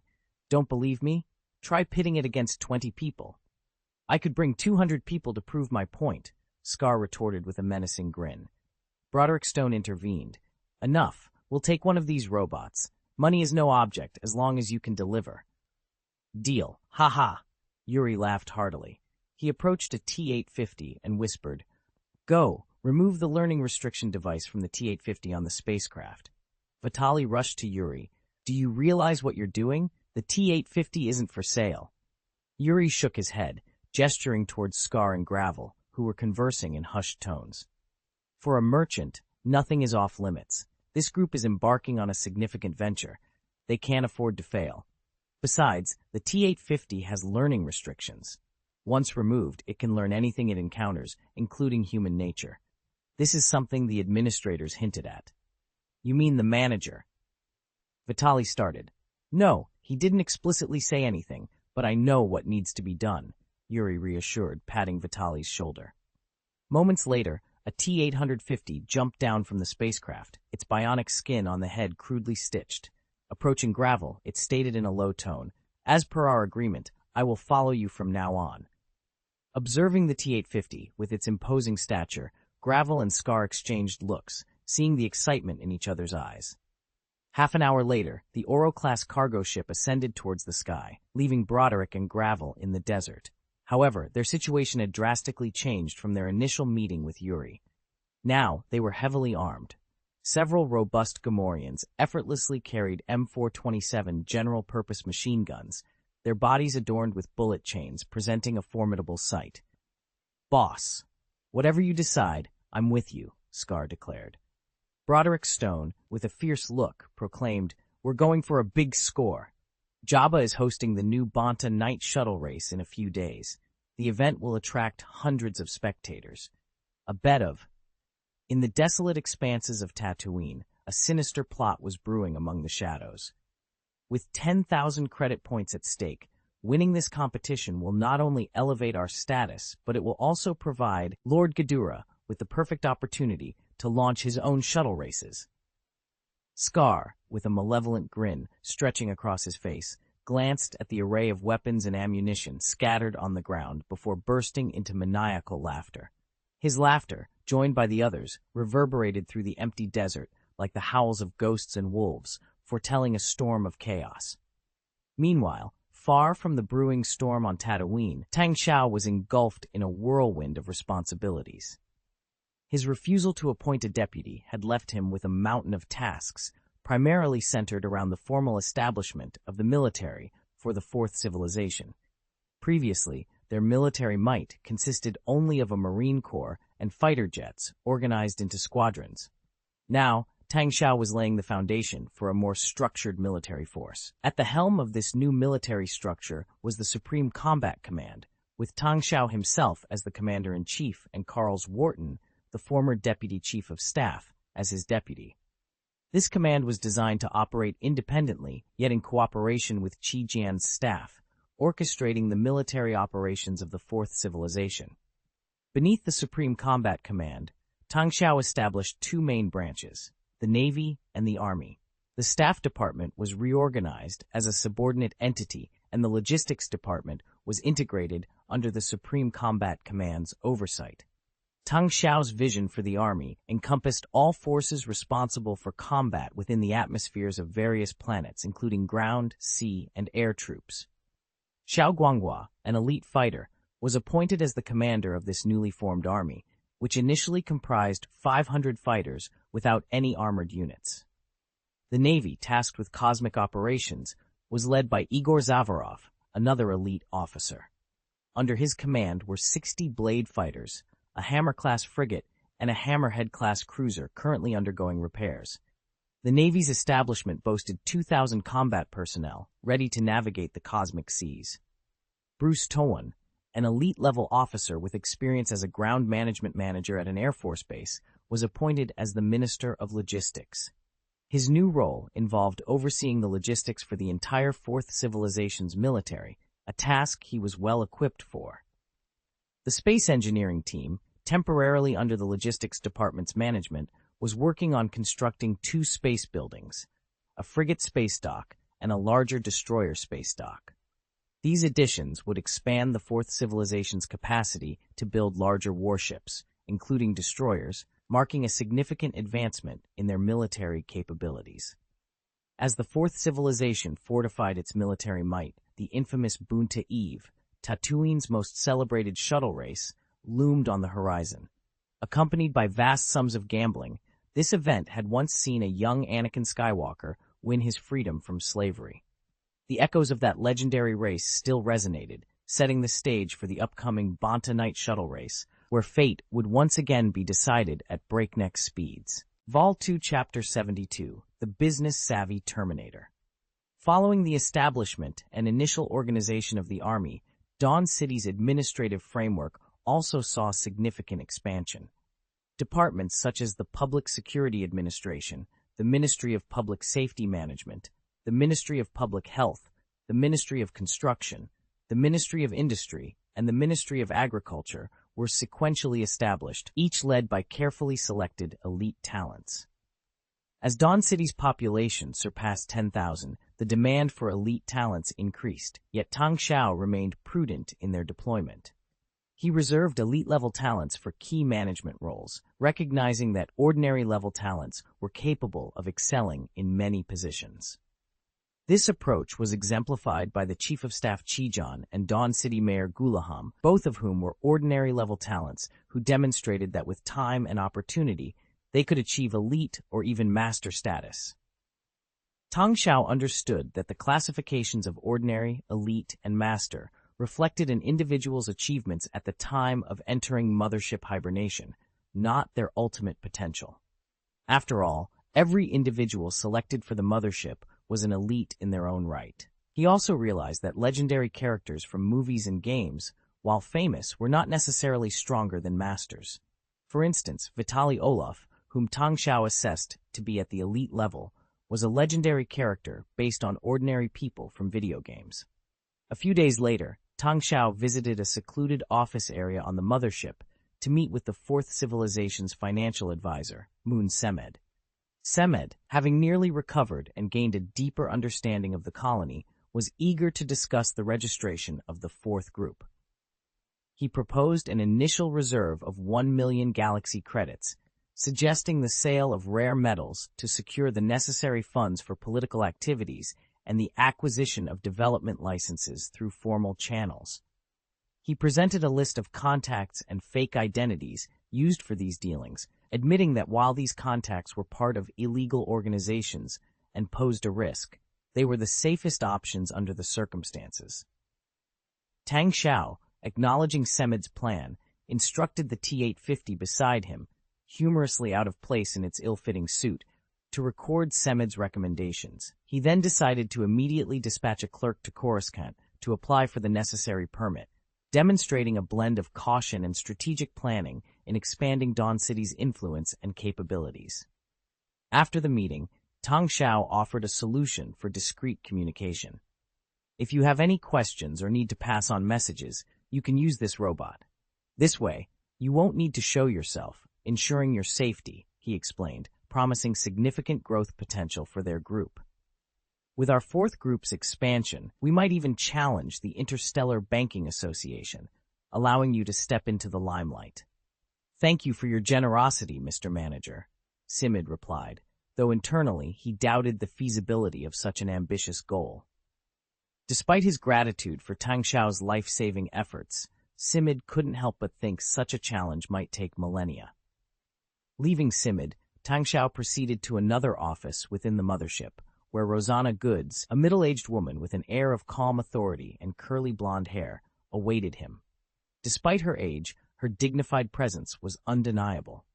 Rosanna, once a successful businesswoman who turned her investment company into a billion-asset powerhouse without resorting to underhanded tactics, was the best business expert Tang Xiao could hope to recruit. Greeting Tang Xiao in fluent Galactic Standard, Rosanna said, "Hello, Manager. Over the past month, I've mastered Galactic Standard and familiarized myself with the current state of the Galactic Republic, hoping to be of service." Tang Xiao, with a silent nod, directed her attention to the T-850 robot. "Miss Goods, this T holds all the information about our upcoming projects. It will guide you through the specifics of your tasks." Rosanna, puzzled by the reliance on a robot, inquired, "Why a robot?" Tang Xiao, with an awkward smile, replied, "Perhaps because it's more efficient." Though still confused, Rosanna accepted the directive. "Very well, Manager. I'll begin immediately. Mr. Robot, please provide the details." As the T-850 outlined Simid's business strategy, Rosanna's initial skepticism transformed into a serious demeanor. Approaching Tang Xiao, she admitted, "Manager, this robot might indeed possess exceptional business acumen, possibly even surpassing my own." "Don't sell yourself short, Rosanna. There's much you can learn from it. If you have any questions, don't hesitate to ask," Tang Xiao encouraged, barely concealing his amusement. Vol 2, Chapter 73. Beauty or SCV, choose one. Rosanna's efficiency was commendable. She quickly took charge, assembling a business team with 3 other clerks.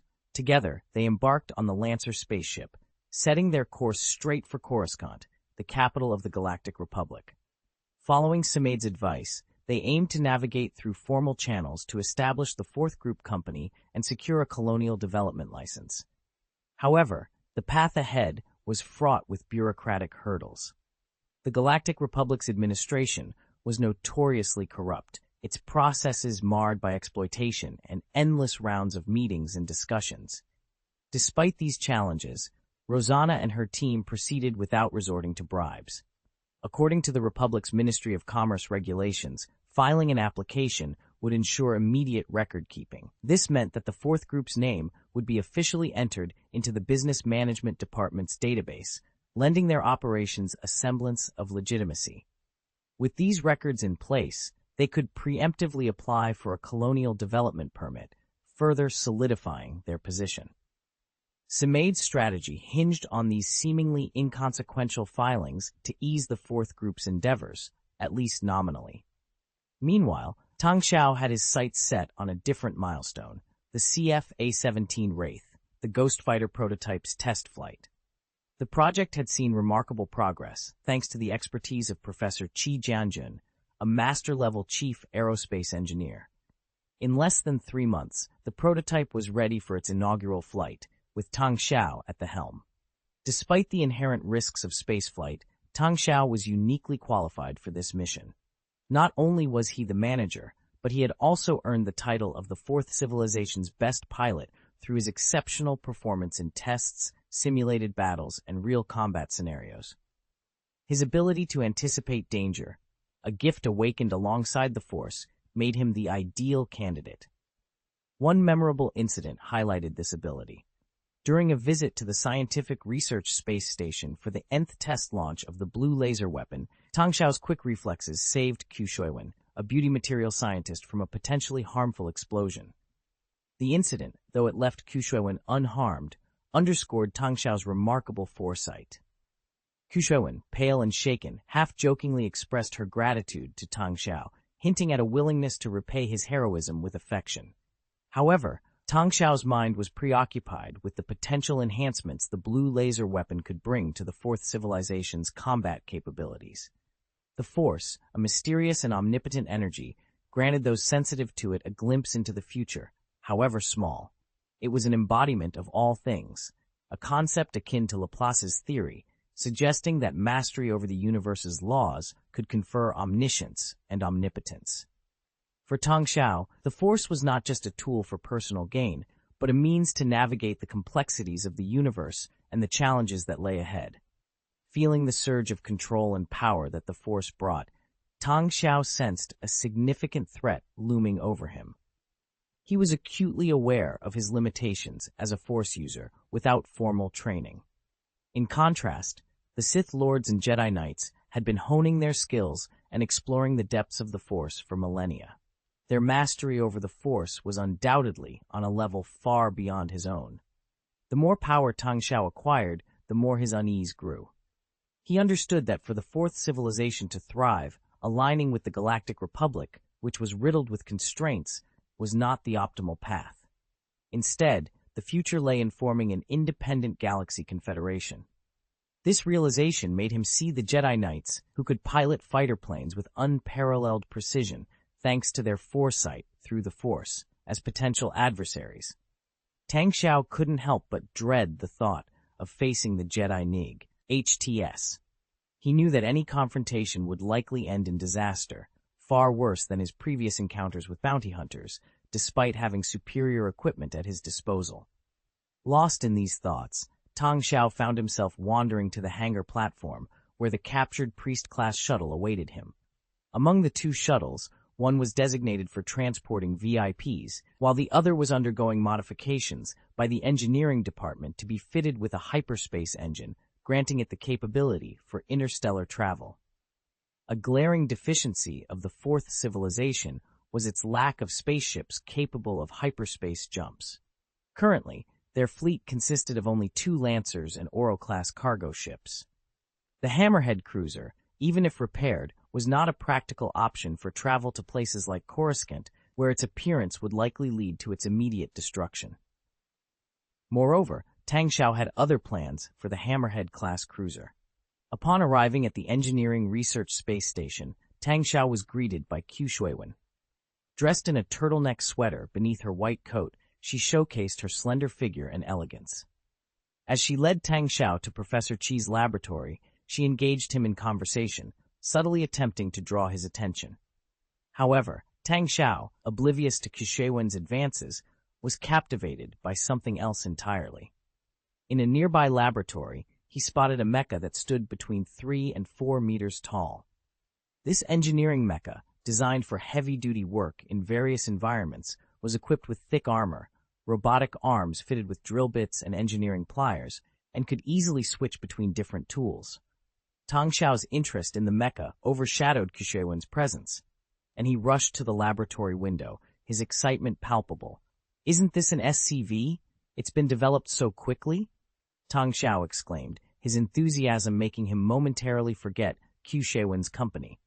His fascination with the mecha was evident, as he seemed more captivated by it than by the company of Qu Shuiwen, who stood beside him, somewhat neglected.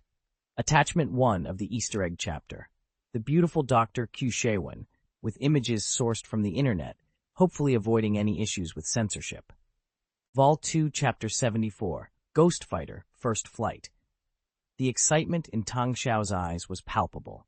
The development of Dawn City had hit a standstill, with the next phase requiring the construction of large factories and buildings.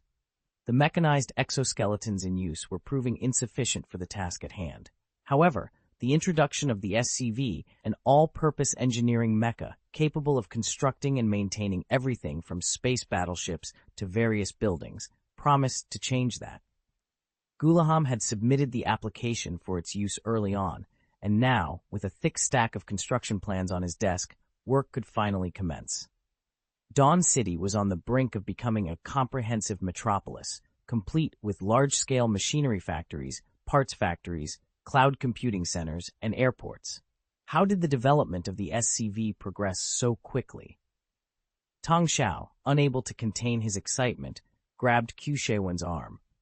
Under different circumstances, Qu Shuiwen might have been thrilled by the physical contact, but she merely rolled her eyes and explained, "With Professor Qi leading the way, the Ghost Fighter's development is nearly complete."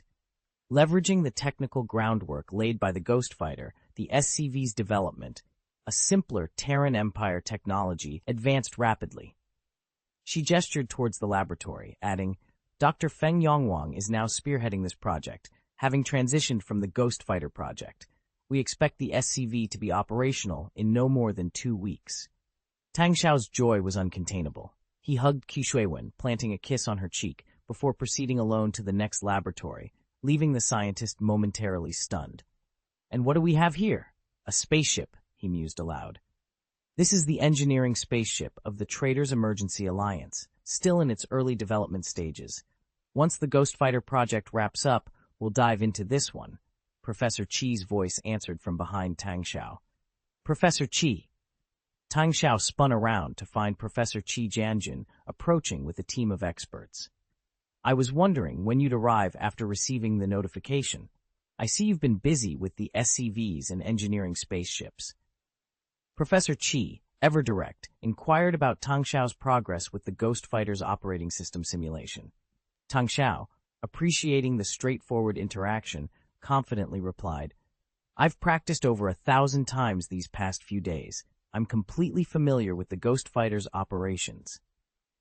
Excellent. Let's proceed, said Qi Jianjun, leading the way to the research space station's hangar platform. As the rolling shutter opened, Tang Xiao was greeted by the sight of a silver-gray fighter jet shaped like a she resting quietly in the hangar.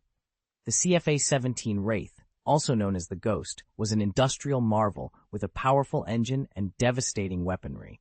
It was the fighter Tang Xiao had dreamt of for months. Approaching the fighter, Tang Xiao gently ran his hand over its cold exterior, treating it with the tenderness one might use when caressing delicate skin. Despite the armor's evident thickness, the fighter, measuring 18 meters in length with a maximum wingspan of 21 meters, was a formidable weapon, comparable to the ARC-170 heavy fighters used by the Galactic Republic. In the vastness of space, the Ghost promised to be a game-changer. The Ghost Fighter, renowned for its superior speed, formidable firepower, and versatility, has proven itself as an invaluable asset within the Terran Empire's arsenal in Starcraft. Capable of engaging a wide array of adversaries, from the Protoss's Golden Fleet to the Zerg's Scourge, the Ghost Fighter stands unmatched. Throughout the relentless conflict among the three races, these fighters have consistently demonstrated their prowess across numerous battlefields. Seated in the cockpit of a Ghost Fighter, Tang Xiao inhaled deeply, initiating the engine's startup sequence, a procedure he had rehearsed thousands of times within the simulation system. The anti-gravity device whirred to life, gently lifting the fighter to hover approximately 5 meters above the ground. Concurrently, the fighter's wings, initially extended, began to retract inward, forming an M shape. The engine's hum grew increasingly intense, its rear nozzle transitioning from a cool blue to a searing white. At that moment, Professor Qi's voice crackled through the communication system. It's time to take off. A slight smile played on Tang Xiao's lips as he abruptly pushed the joystick forward. The fighter jet, responding instantly, shot out of the hangar platform like an arrow released from its bow. Its speed was so astonishing that the ground crew could only catch a fleeting glimpse of its afterimage. Once clear of the hangar, the Ghost Fighter's reverse thrusters unfolded, signifying its transition into full combat mode. Armed with 2 Gemini missile launchers, each loaded with 10 missiles, and an infrared laser cannon mounted on each of its 3 wings, the fighter was a formidable force to be reckoned with. Guided by Professor Qi's instructions, Tang Xiao set his sights on the first target drone, aiming to engage it with a laser cannon from a distance of 30 kilometers. Okay, he acknowledged, swiftly activating the fire control radar. The target was locked almost instantaneously, and upon confirming the distance, Tang Xiao fired. 3 laser beams converged on the drone, obliterating it in a fiery explosion. Next, he tested the Gemini missiles. The Ghost Fighter's advanced targeting system allowed Tang Xiao to lock onto 2 separate drones simultaneously. The missiles launched, and 2 explosions erupted on either side of the fighter, marking a flawless completion of the weapon system test. A surge of exhilaration filled Tang Xiao as he piloted the Ghost Fighter through space, its acceleration and maneuverability far surpassing that of the Blade Fighters. Reflecting on a previous attack by Taiya Kukan, Tang Xiao was confident that with a squadron of 20 ghost fighters at his disposal, victory would have been effortlessly secured. Upon returning to the Research Institute's hangar, Tang Xiao exited the cockpit and handed his helmet to the ground crew. Without hesitation, he declared, "After the final test, all blade fighters will be relegated to reserve status. The Mothership's production lines will now prioritize ghost fighters. For the foreseeable future, they will serve as our primary combat aircraft." Easter egg chapter video, Ghost Fighter in Starcraft 1. Vol 2 Chapter 75, The Storm is Coming. In addition to this, we also need a series of improvement plans, Qi Jianjun began, outlining the first update for the laser weapons. For the upcoming CF-A17G model of the Ghost Fighter, we plan to install a pulse laser cannon. This weapon merges laser and plasma technology. It operates similarly to the turbo laser cannons found in this universe, albeit with slightly less power but a higher rate of fire. The pulsed laser's explosions make it particularly effective against larger targets. Tang Xiao nodded, encouraging Professor Qi to continue. The next step involves equipping the Ghost Fighter with a hyper-engine, which is currently a challenge. Our miniaturized hyper-engine technology is not yet developed. My recommendation is to explore the black market for a compact hyper-engine that could be integrated directly. However, this might alter the Ghost Fighter's design, potentially impacting its atmospheric maneuverability. This will require further experimentation. Lastly, we're looking at developing a stealth system. The Kushan Civilization's technology library does include stealth technology, though it's somewhat inferior. The upside is that we could complete the research within 3 months. This would make the Ghost Fighters true phantoms on the battlefield. After finishing his presentation, Professor Qi expressed his satisfaction. "I have provided you with the finest sword. Utilize it well and secure more victories for our fourth civilization." Before he could finish, his body suddenly trembled, and several scientists rushed to support him. "Professor Qi, are you all right?" Tang Xiao asked, concerned, as he noticed Qi Jianjun's pallor.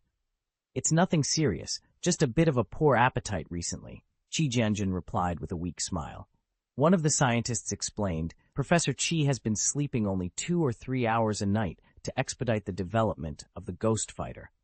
Send Mr. Qi back to Dawn Planet for some rest," Tang Xiao immediately ordered, "and call Feng Yongwang to take over the Engineering Science Department's research in his absence." He then reassured the elderly man, "Don't worry, Professor Qi, our fourth civilization will indeed rise again in this galaxy." Production of the Ghost Fighters commenced almost immediately. Within a week, 20 Ghost Fighters were already off the production line, with plans to accelerate production once the Mothership's workshop adjustments were completed. Meanwhile, the overhaul of the captured Hammerhead-class cruiser was underway. The outdated design of the battleship meant that its power system and engine occupied excessive space.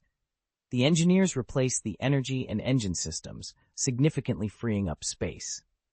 By removing all the anti-aircraft guns installed by the Kukan, they managed to increase the available space by a third. At Tang Xiao's suggestion, this newfound space was converted into a hangar. Originally, the Hammerhead-class cruisers housed Auric-type light fighters, but these were now replaced with Ghost Fighters. Given that the Ghost Fighter was twice the size of the Auric fighter, expanding the hangar space was essential. It was anticipated that, with the expanded hangar, the cruiser could carry 18 Ghost Fighters and 2 shuttles, significantly enhancing its combat capabilities. The modification work was expected to take a month, but Tang Xiao was patient. His time was largely occupied with various governmental duties, leaving little room for haste. On the Dawn Planet, the fourth civilization was diligently seizing every moment to develop, focusing on meditation and practicing the Force. Meanwhile, a storm was brewing on Tatooine, a planet where chaos was the norm and peace was the news. Broderick Gravel, a notorious bandit known for his ruthless raids across the middle and outer sectors, had set his sights on Tatooine, bringing with him a wave of destruction and looting that was about to disrupt the precarious balance of the desert world.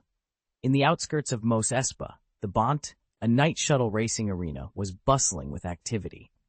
The vast starting station square was lined with dozens of shuttle racing cars, each being meticulously prepared by skilled workers for the upcoming race. These shuttle racers, essentially cockpits attached to two high-powered anti-gravity engines, were capable of reaching staggering speeds of nearly 900 kilometers per hour.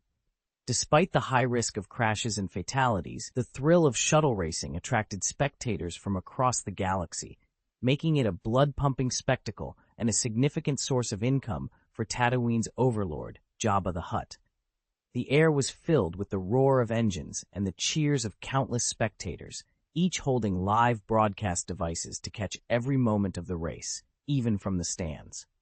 Outside the stadium, those who couldn't afford tickets, comprising the majority of Tatooine's population, gathered to watch from a distance, their enthusiasm undimmed by their poverty. Among the crowd was a young boy, about 6 or 7 years old, led by his mother. With light brown hair, a sprinkle of freckles across his round face, and eyes shining with spirit, the boy was captivated by the racing cars. Clutching his mother's shirt tightly, he declared with longing in his eyes, "Mom, when I grow up, I will also participate in the Bonta night race." His mother, stroking his hair gently, replied with a soft smile, "Silly boy, let's just enjoy watching. This kind of racing isn't something we slaves can afford to participate in." The boy fell silent, turning his gaze back to the cars on the track, his determination evident even as he bit his lip lightly. As the engines roared louder and the crowd's excitement reached a fever pitch, the announcer's voice boomed through the speakers, introducing the racers. Suddenly, the atmosphere was shattered by a violent explosion. A shuttle racing car was hit directly, sending the driver and surrounding technicians flying into the air in a devastating blast. This unexpected tragedy marked the beginning of a series of events that would unfold in the shadow of the Bonta Night Shuttle racing competition, revealing the darker side of Tatooine's favorite pastime. Note, for those seeking Star Wars: The Fourth Scourge, a novel that dives deeper into the lore of the galaxy, a simple search will lead you to a world of adventure and intrigue. Volume 2, Chapter 76, The Assault. The audience was momentarily paralyzed by shock when the first explosion erupted. However, as another blast followed closely, panic ensued. Screams filled the air as thousands scrambled in all directions, plunging the scene into utter chaos. In the midst of the pandemonium, several more explosions tore through the field, amplifying the terror. Amidst the chaos, 5 Bantha II hovercrafts made a dramatic entrance, converging on the arena from various angles.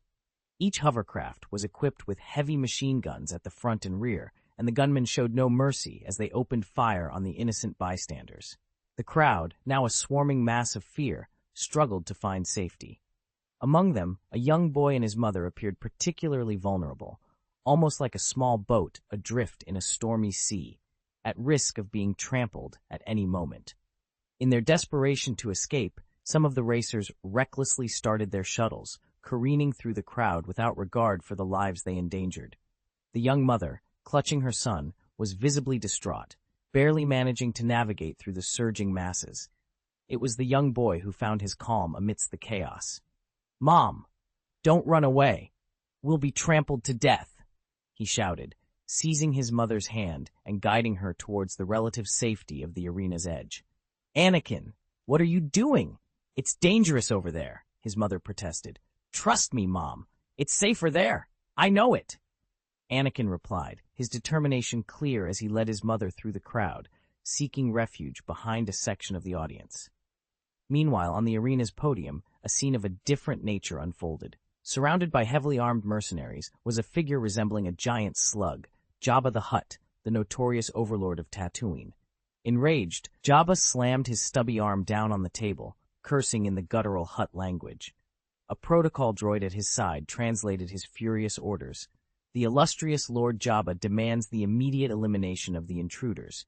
He desires not a single one to be left alive. Their flesh is to be carved and fed to the Kretron. A bounty of 100,000 credits for each head delivered." The mercenaries wasted no time. Communicators in hand, they quickly organized into squads and launched their counterattack. Jabba, escorted by a contingent of Nikto bodyguards, made his way to a luxurious yacht waiting outside the track, his escape route clearly planned. The assailants, led by the Boza brothers, Broderick Scar and Magton Scar, had stormed the track with a band of mercenaries. Armed with heavy weaponry, they had launched a bold attack during the Banta night shuttle racing, causing widespread destruction. The hovercraft's M427 machine guns unleashed a torrent of bullets, their 12.7 mm by 99 mm rounds capable of penetrating bunkers and tearing through human bodies with ease. The casualties were numerous, comprising mostly of technicians, racers, and spectators from across the galaxy who had come for the race. Jabba's mercenaries, however, were not ordinary fighters. Equipped with EE-3 blaster rifles, they returned fire with precision, their energy beams cutting down several attackers in a fierce exchange. Broderick Scar, wielding an M427 machine gun, barked orders over the din of battle. "Don't waste time here. Provide cover with the machine gun, and the rest of you, head to the betting office. That's where the money is." The battle raged on, a brutal confrontation between greed and survival as the fate of the arena hung in the balance. "Take it all from me." The sound of gunfire echoed as he pulled the trigger, transforming a few mercenaries hiding in the stands into nothing more than a sieve. The small book kiosk, once a haven for book lovers, was now caught in the crossfire. More of Jabba's mercenaries were converging from all directions.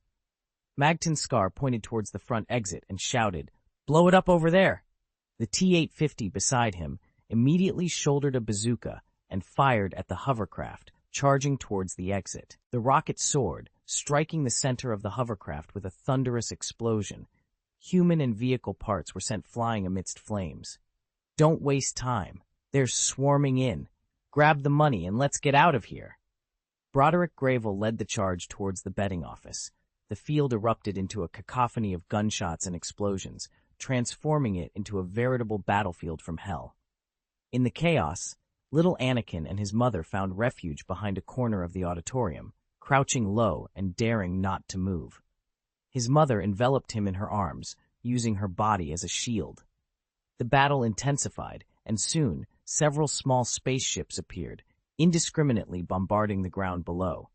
Rockets launched from the ground met their targets, but failed to penetrate the spacecraft's shields. The turbo laser cannons on the spacecrafts retaliated with a fierce bombardment.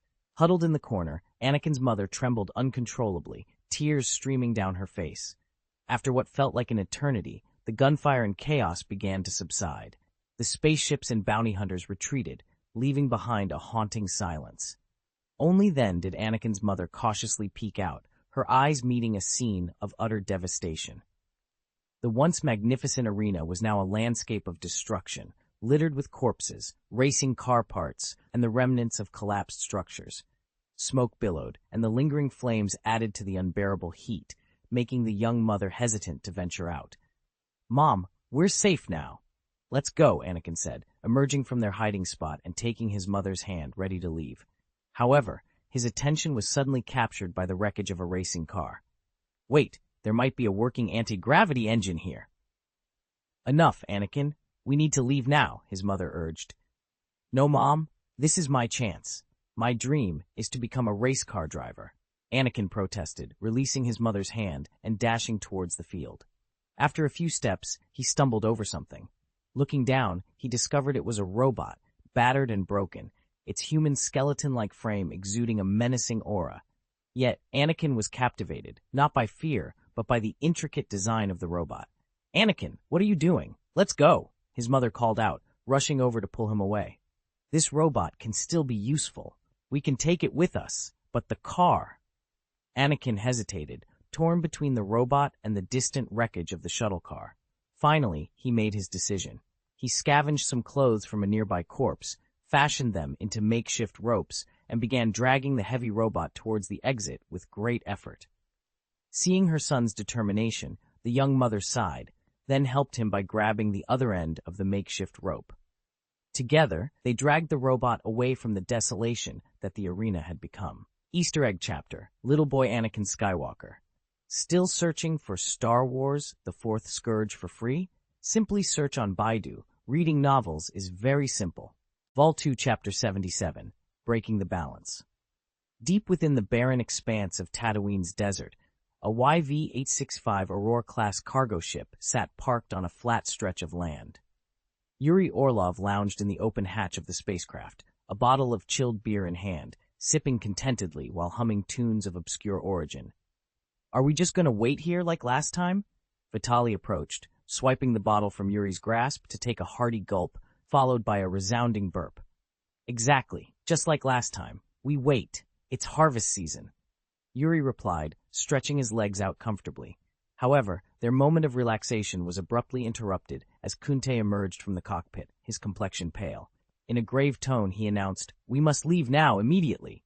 "Don't fret, we can still—" Yuri's reassurance was cut short as Kunte seized him urgently, eyes tinged with red. "I don't know what balance you're supposed to break, but listen, things have escalated." Yuri, sensing the gravity of the situation, brushed Kunte's hand aside to inquire, "What's happened?" Munter handed Yuri what appeared to be a portable radio, explaining, "A group of Bosa thugs attacked the Bunta Night shuttle race hosted by Jabba the Hutt. They've killed hundreds of spectators and dozens of mercenaries, making off with over 1 million credits. Jabba has now placed a bounty of 200,000 credits on each of their heads, swearing retribution." Damn, how could they be so audacious? Yuri, well-versed in Tatooine's underworld, was genuinely shocked by the boldness of the attack on the renowned Banta Nightspeeder. "We can't stay on Tatooine any longer. We must leave now," Munter insisted. "Wait, we should be safe if we hide in the desert for now. The spaceship has enough supplies, and the Gobi we scouted yesterday should shield us from radar detection," Yuri reasoned. "We have to leave." Kunte interjected sharply. "This incident now involves the manager."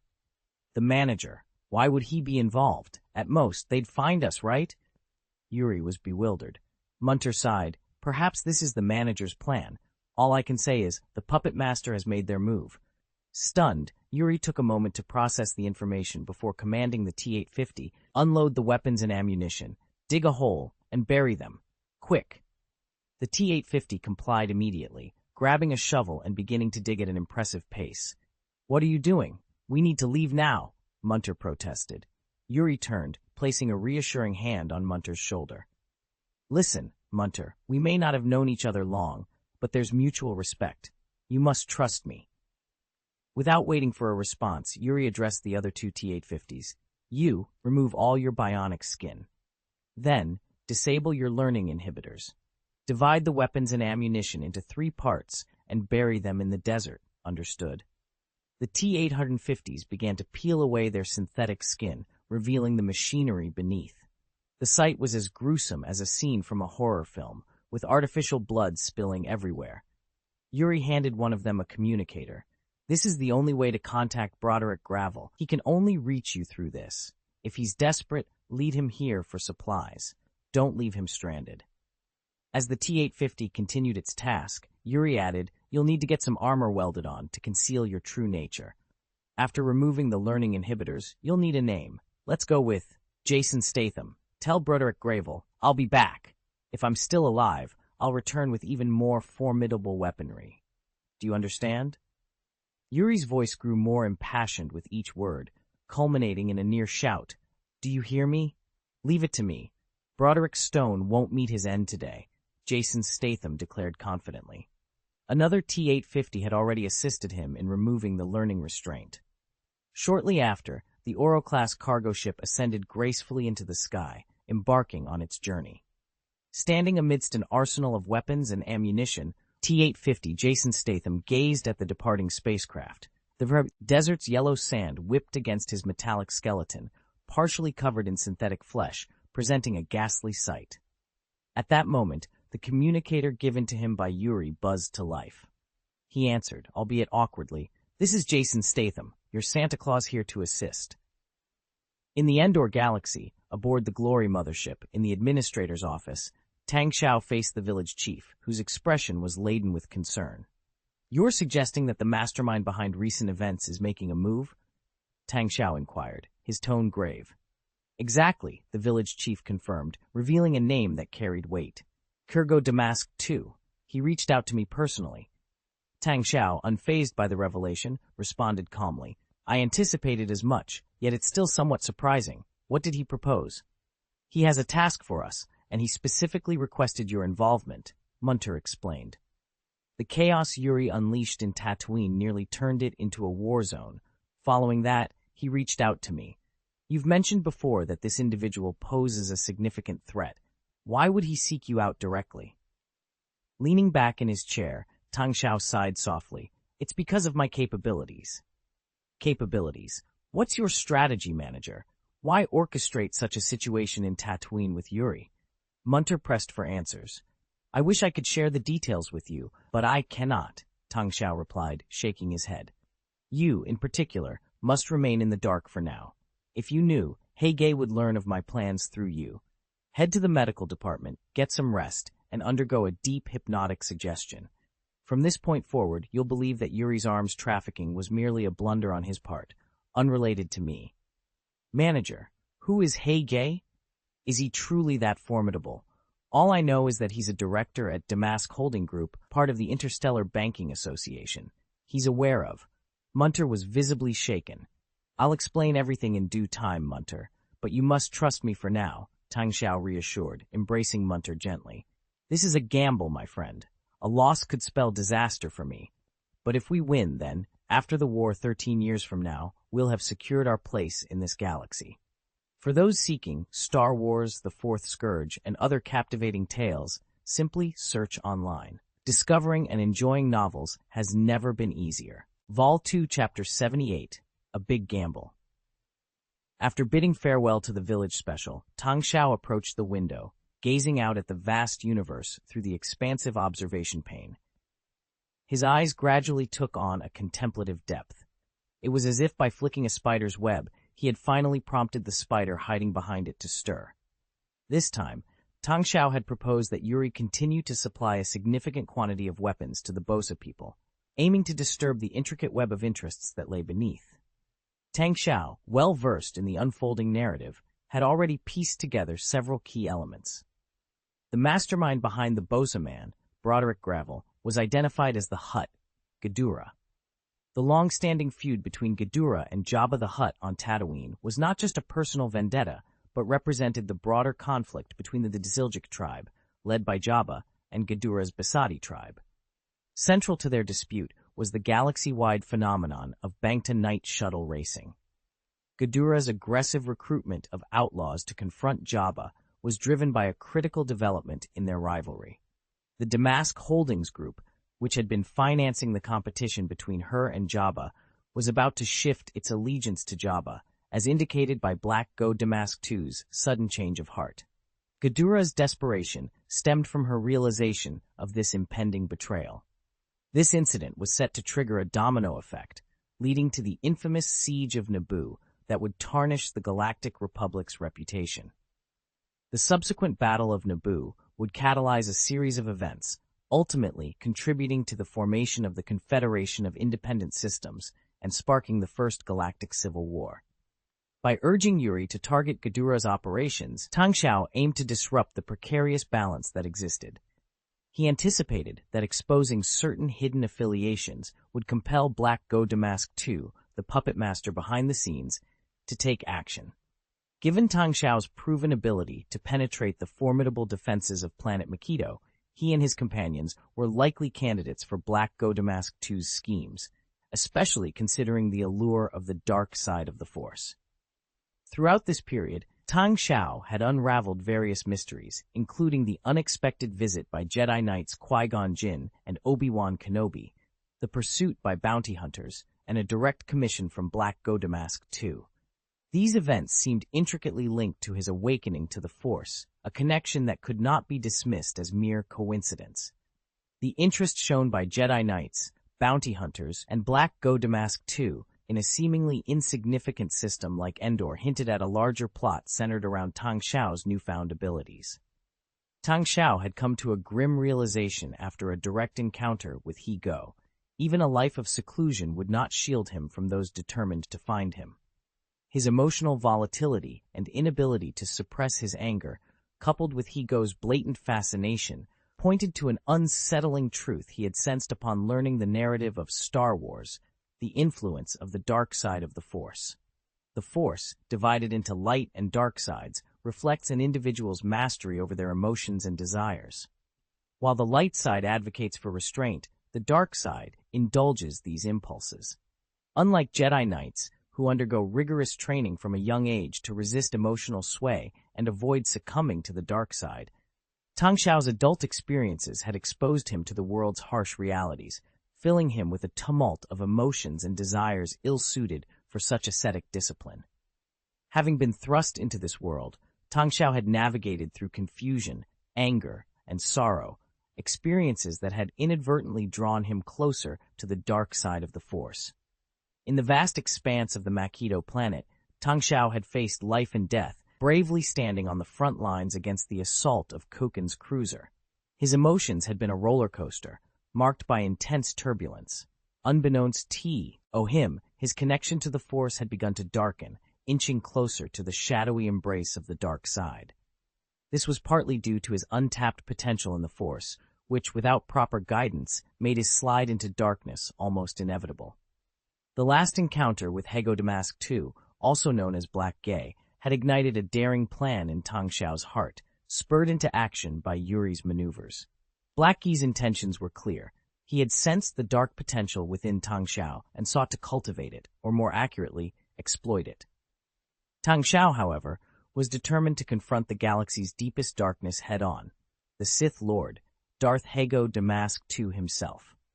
He was ready to embrace the dark side, unwilling to let the Fourth Civilization cower in fear of impending wars or stand defenseless against them. The secrets harbored within the Mothership were too significant, and Tang Xiao knew that only by gaining strength could he protect them and lead the Fourth Civilization towards awakening. His unexpected journey to this world would only be meaningful if he could achieve this. Another critical factor in Tang Xiao's decision was his knowledge of Hego Damask II's impending demise. Aware that the Sith Lord would be betrayed and meet his end in 3 years, Tang Xiao saw an opportunity.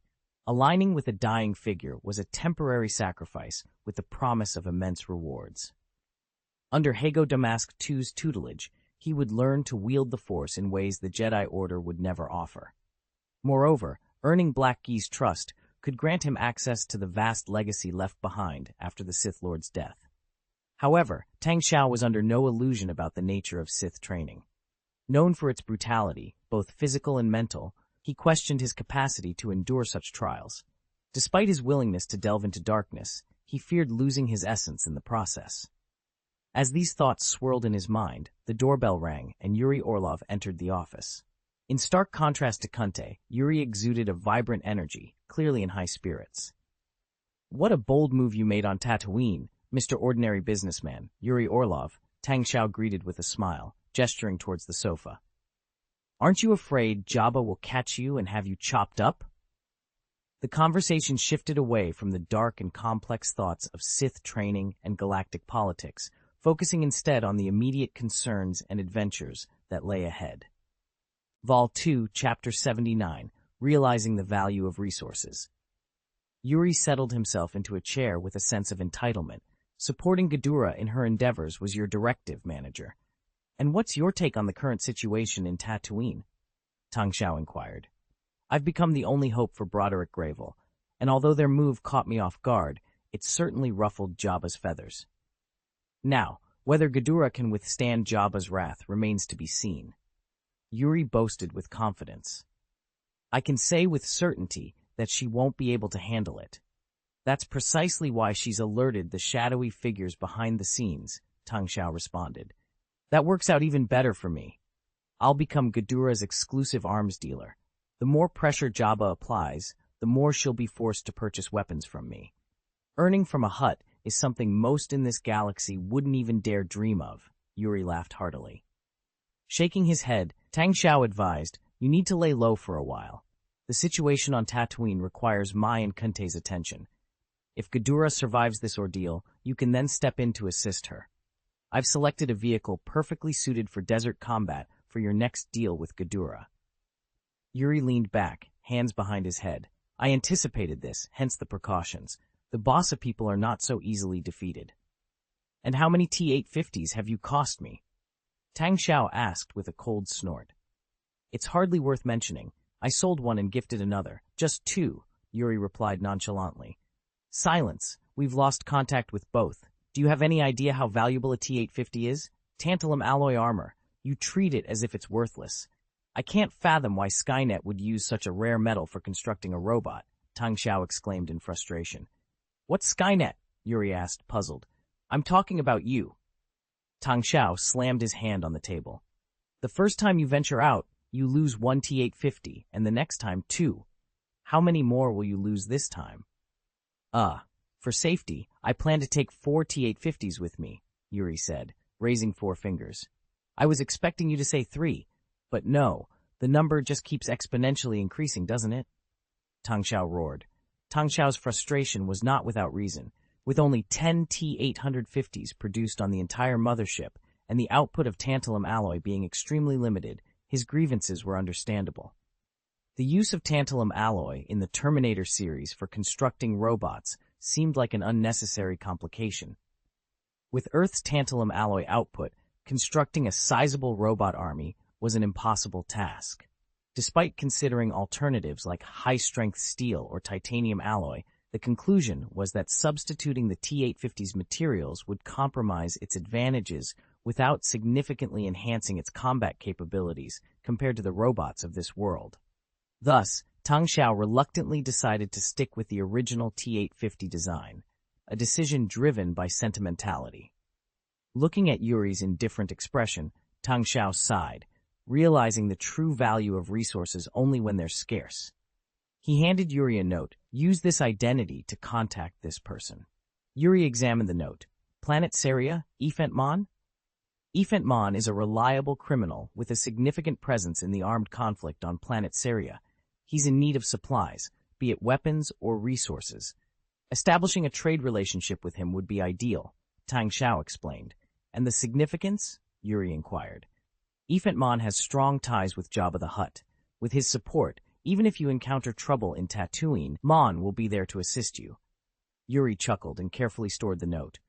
I knew the boss wouldn't let me down. You've got everything planned out. Take Gloria Judith as your driver this time, and Spade will accompany you as a guide, Tang Xiao instructed.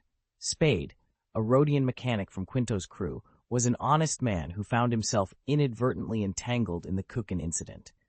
Wrongly accused and forced to wear a bomb collar, It was likely his temper that made Kenneth wary of his potential outbursts. Thus, Tang Xiao agreed to temporarily release Spade from the labor camp to serve as Yuri's guide. Regarding Yvonne Mon, his connection came through Simed. Simed had previously assisted Yifante Meng with securing loans during his early ventures and managed to negotiate lower interest rates, fostering a strong friendship between them. Among the many options provided by Simed, Tang Xiao chose Yvette Meng, recognizing him as a seasoned figure in the galaxy's underworld. Oh, and boss, don't forget to hand over those 4 T-850s. Yuri's voice echoed once more. Damn it, Tang Xiao exclaimed in frustration. Later that day, the villager revisited Tang Xiao's office, expressing concern. Boss, are you certain about taking on Hige's request and cleaning up the mess Yuri left behind? I must go. Staying idle at home depresses me, and Hige is too influential to ignore. Building a rapport with him could be immensely beneficial for us. Tang Xiao replied, smiling. Are you sure you've thought this through? You lead a significant fourth civilization. If anything were to happen to you, the villager trailed off, worried. Even in death, I'll ensure a successor is in place. The flame of the fourth civilization will continue to burn, albeit its ascent might be delayed. Tang Xiao reassured him, then paused. Perhaps a certain Master Jing will find this quite displeasing. Wait, what was I saying? The villager, momentarily taken aback, eventually nodded in understanding. All right then, we'll depart when the Lancer is ready. Black G mentioned meeting him at his secret base in Mos Eisley, Tatooine. No time to rest? Tang Xiao inquired. No rest, the villager confirmed. You should get some sleep. We leave tomorrow. The engineering team has been working through the night on a simple modification for the Lancer. It should be ready by tomorrow. What kind of modification? You'll see tomorrow. Are you still searching for Star Wars, The Fourth Scourge online? Just head to Baidu and search directly. Reading novels made easy. Vol 2, Chapter 80, The Red-Horned Ghost. On the following day, Tang Xiao, accompanied by Kunte and Quinto, made their way to the mothership's hangar platform. In Hyga's perspective, they were considered a team. The sight that greeted Munte upon his first encounter with the Lancer left him utterly astonished. A ghost fighter, painted a striking red and adorned with a sharp horn atop its cockpit, was mounted on the YT-1000 Lancer spaceship, which was originally designed as a disc. The addition of the ghost fighter, secured to the spaceship's rear by several brackets, rendered the sleek spacecraft somewhat cumbersome in appearance. This is... Munte, who held a deep affection for his spaceship, was taken aback. "Manager, you've arrived," greeted an engineer, busy with the final touches. "As per your specifications, we've completed the modifications. We removed the turret atop the spaceship to accommodate and secure the ghost fighter, allowing direct access from the former turret's hatch." He gestured towards the Lancer, then added, "We've also tweaked the shield generator's parameters. Now, the spacecraft's shield extends to envelop the entire ghost fighter, protecting it from atmospheric friction during entry. Moreover, reverting the Lancer to its original state would only take a couple of hours." Tang Xiao nodded in approval. "Excellent work. How about the modifications on this ghost fighter?" "We've outfitted the ghost fighter with a cold nuclear fusion engine, currently in the experimental phase. While it's not operating at full capacity, it boosts the energy supply by 60% over the previous model. We've also installed shield generators and upgraded the laser cannons to more potent blasters, sourced from a cruiser. The fighter's armor, crafted from rare metals, can withstand airborne blaster cannon fire. And as you specifically requested, we've painted the aircraft red and fitted a sharp horn. This machine is custom-made for you, significantly surpassing a standard ghost fighter in every aspect." "Now, we're ready to depart," Tang Xiao declared, patting the Lancer's landing gear before turning to smile at Kunte. "But you removed the spaceship's turret," Munte remarked, looking disheartened. "A ghost fighter offers far better protection for your ship than any turret could," Tang Xiao reassured him. "Yet you still removed the turret. I've decided to name this ghost fighter the Red Comet. When will you reinstall the turret for me? Let's not discuss the turret anymore." Outside the ship's porthole, countless elongated white lights stretched across the void, the result of stars' light in hyperspace. Traveling through high-dimensional hyperspace, the spacecraft's velocity far exceeded the speed of light in normal space, creating the mesmerizing vista that Tang Xiao now beheld. "We've arrived," Munte announced, pressing several buttons on the control panel. The view outside the porthole abruptly shifted. The white rays vanished, replaced by the sudden appearance of a khaki planet. Tatooine. Situated in the Milky Way's outer ring, within Hutt space, it served as a crucial traffic hub and a lawless world beyond the Galactic Republic's reach. Despite all the planning and mental preparation, Tang Xiao couldn't shake off his unease. He was about to meet one of the galaxy's most formidable entities, a being of immense strength, power, wealth, and wisdom. His sole advantage was his knowledge of the plot. No, he needed to remain calm. Force users could sense each other's emotional states, and he couldn't afford to give anything away. Tang Xiao closed his eyes, taking several deep breaths, and used the Force to steady his emotions. When he reopened his eyes, he was ready. His eyes were as silent as a lake that had been frozen for thousands of years, exuding an eerie calm. Quinto, seated in the co-pilot's chair, couldn't help but shiver, turning to glance at Tang Xiao with a mix of fear and awe. Planet Tatooine was under strict surveillance, its outer space swarming with bounty hunter ships that behaved like rabid dogs. They would shoot at any vessel that looked even remotely suspicious, force it to stop, and then board it to conduct a search. These searches often led to more nefarious activities such as robbery. Naturally, this provoked resistance, and fierce air battles erupted in the skies of Tatooine. Munter skillfully piloted their spaceship, dodging the aggressive bounty hunter ships as they entered Tatooine's atmosphere. They avoided Mos Espa, the epicenter of the turmoil, due to the Bounta Night Shuttle event taking place there.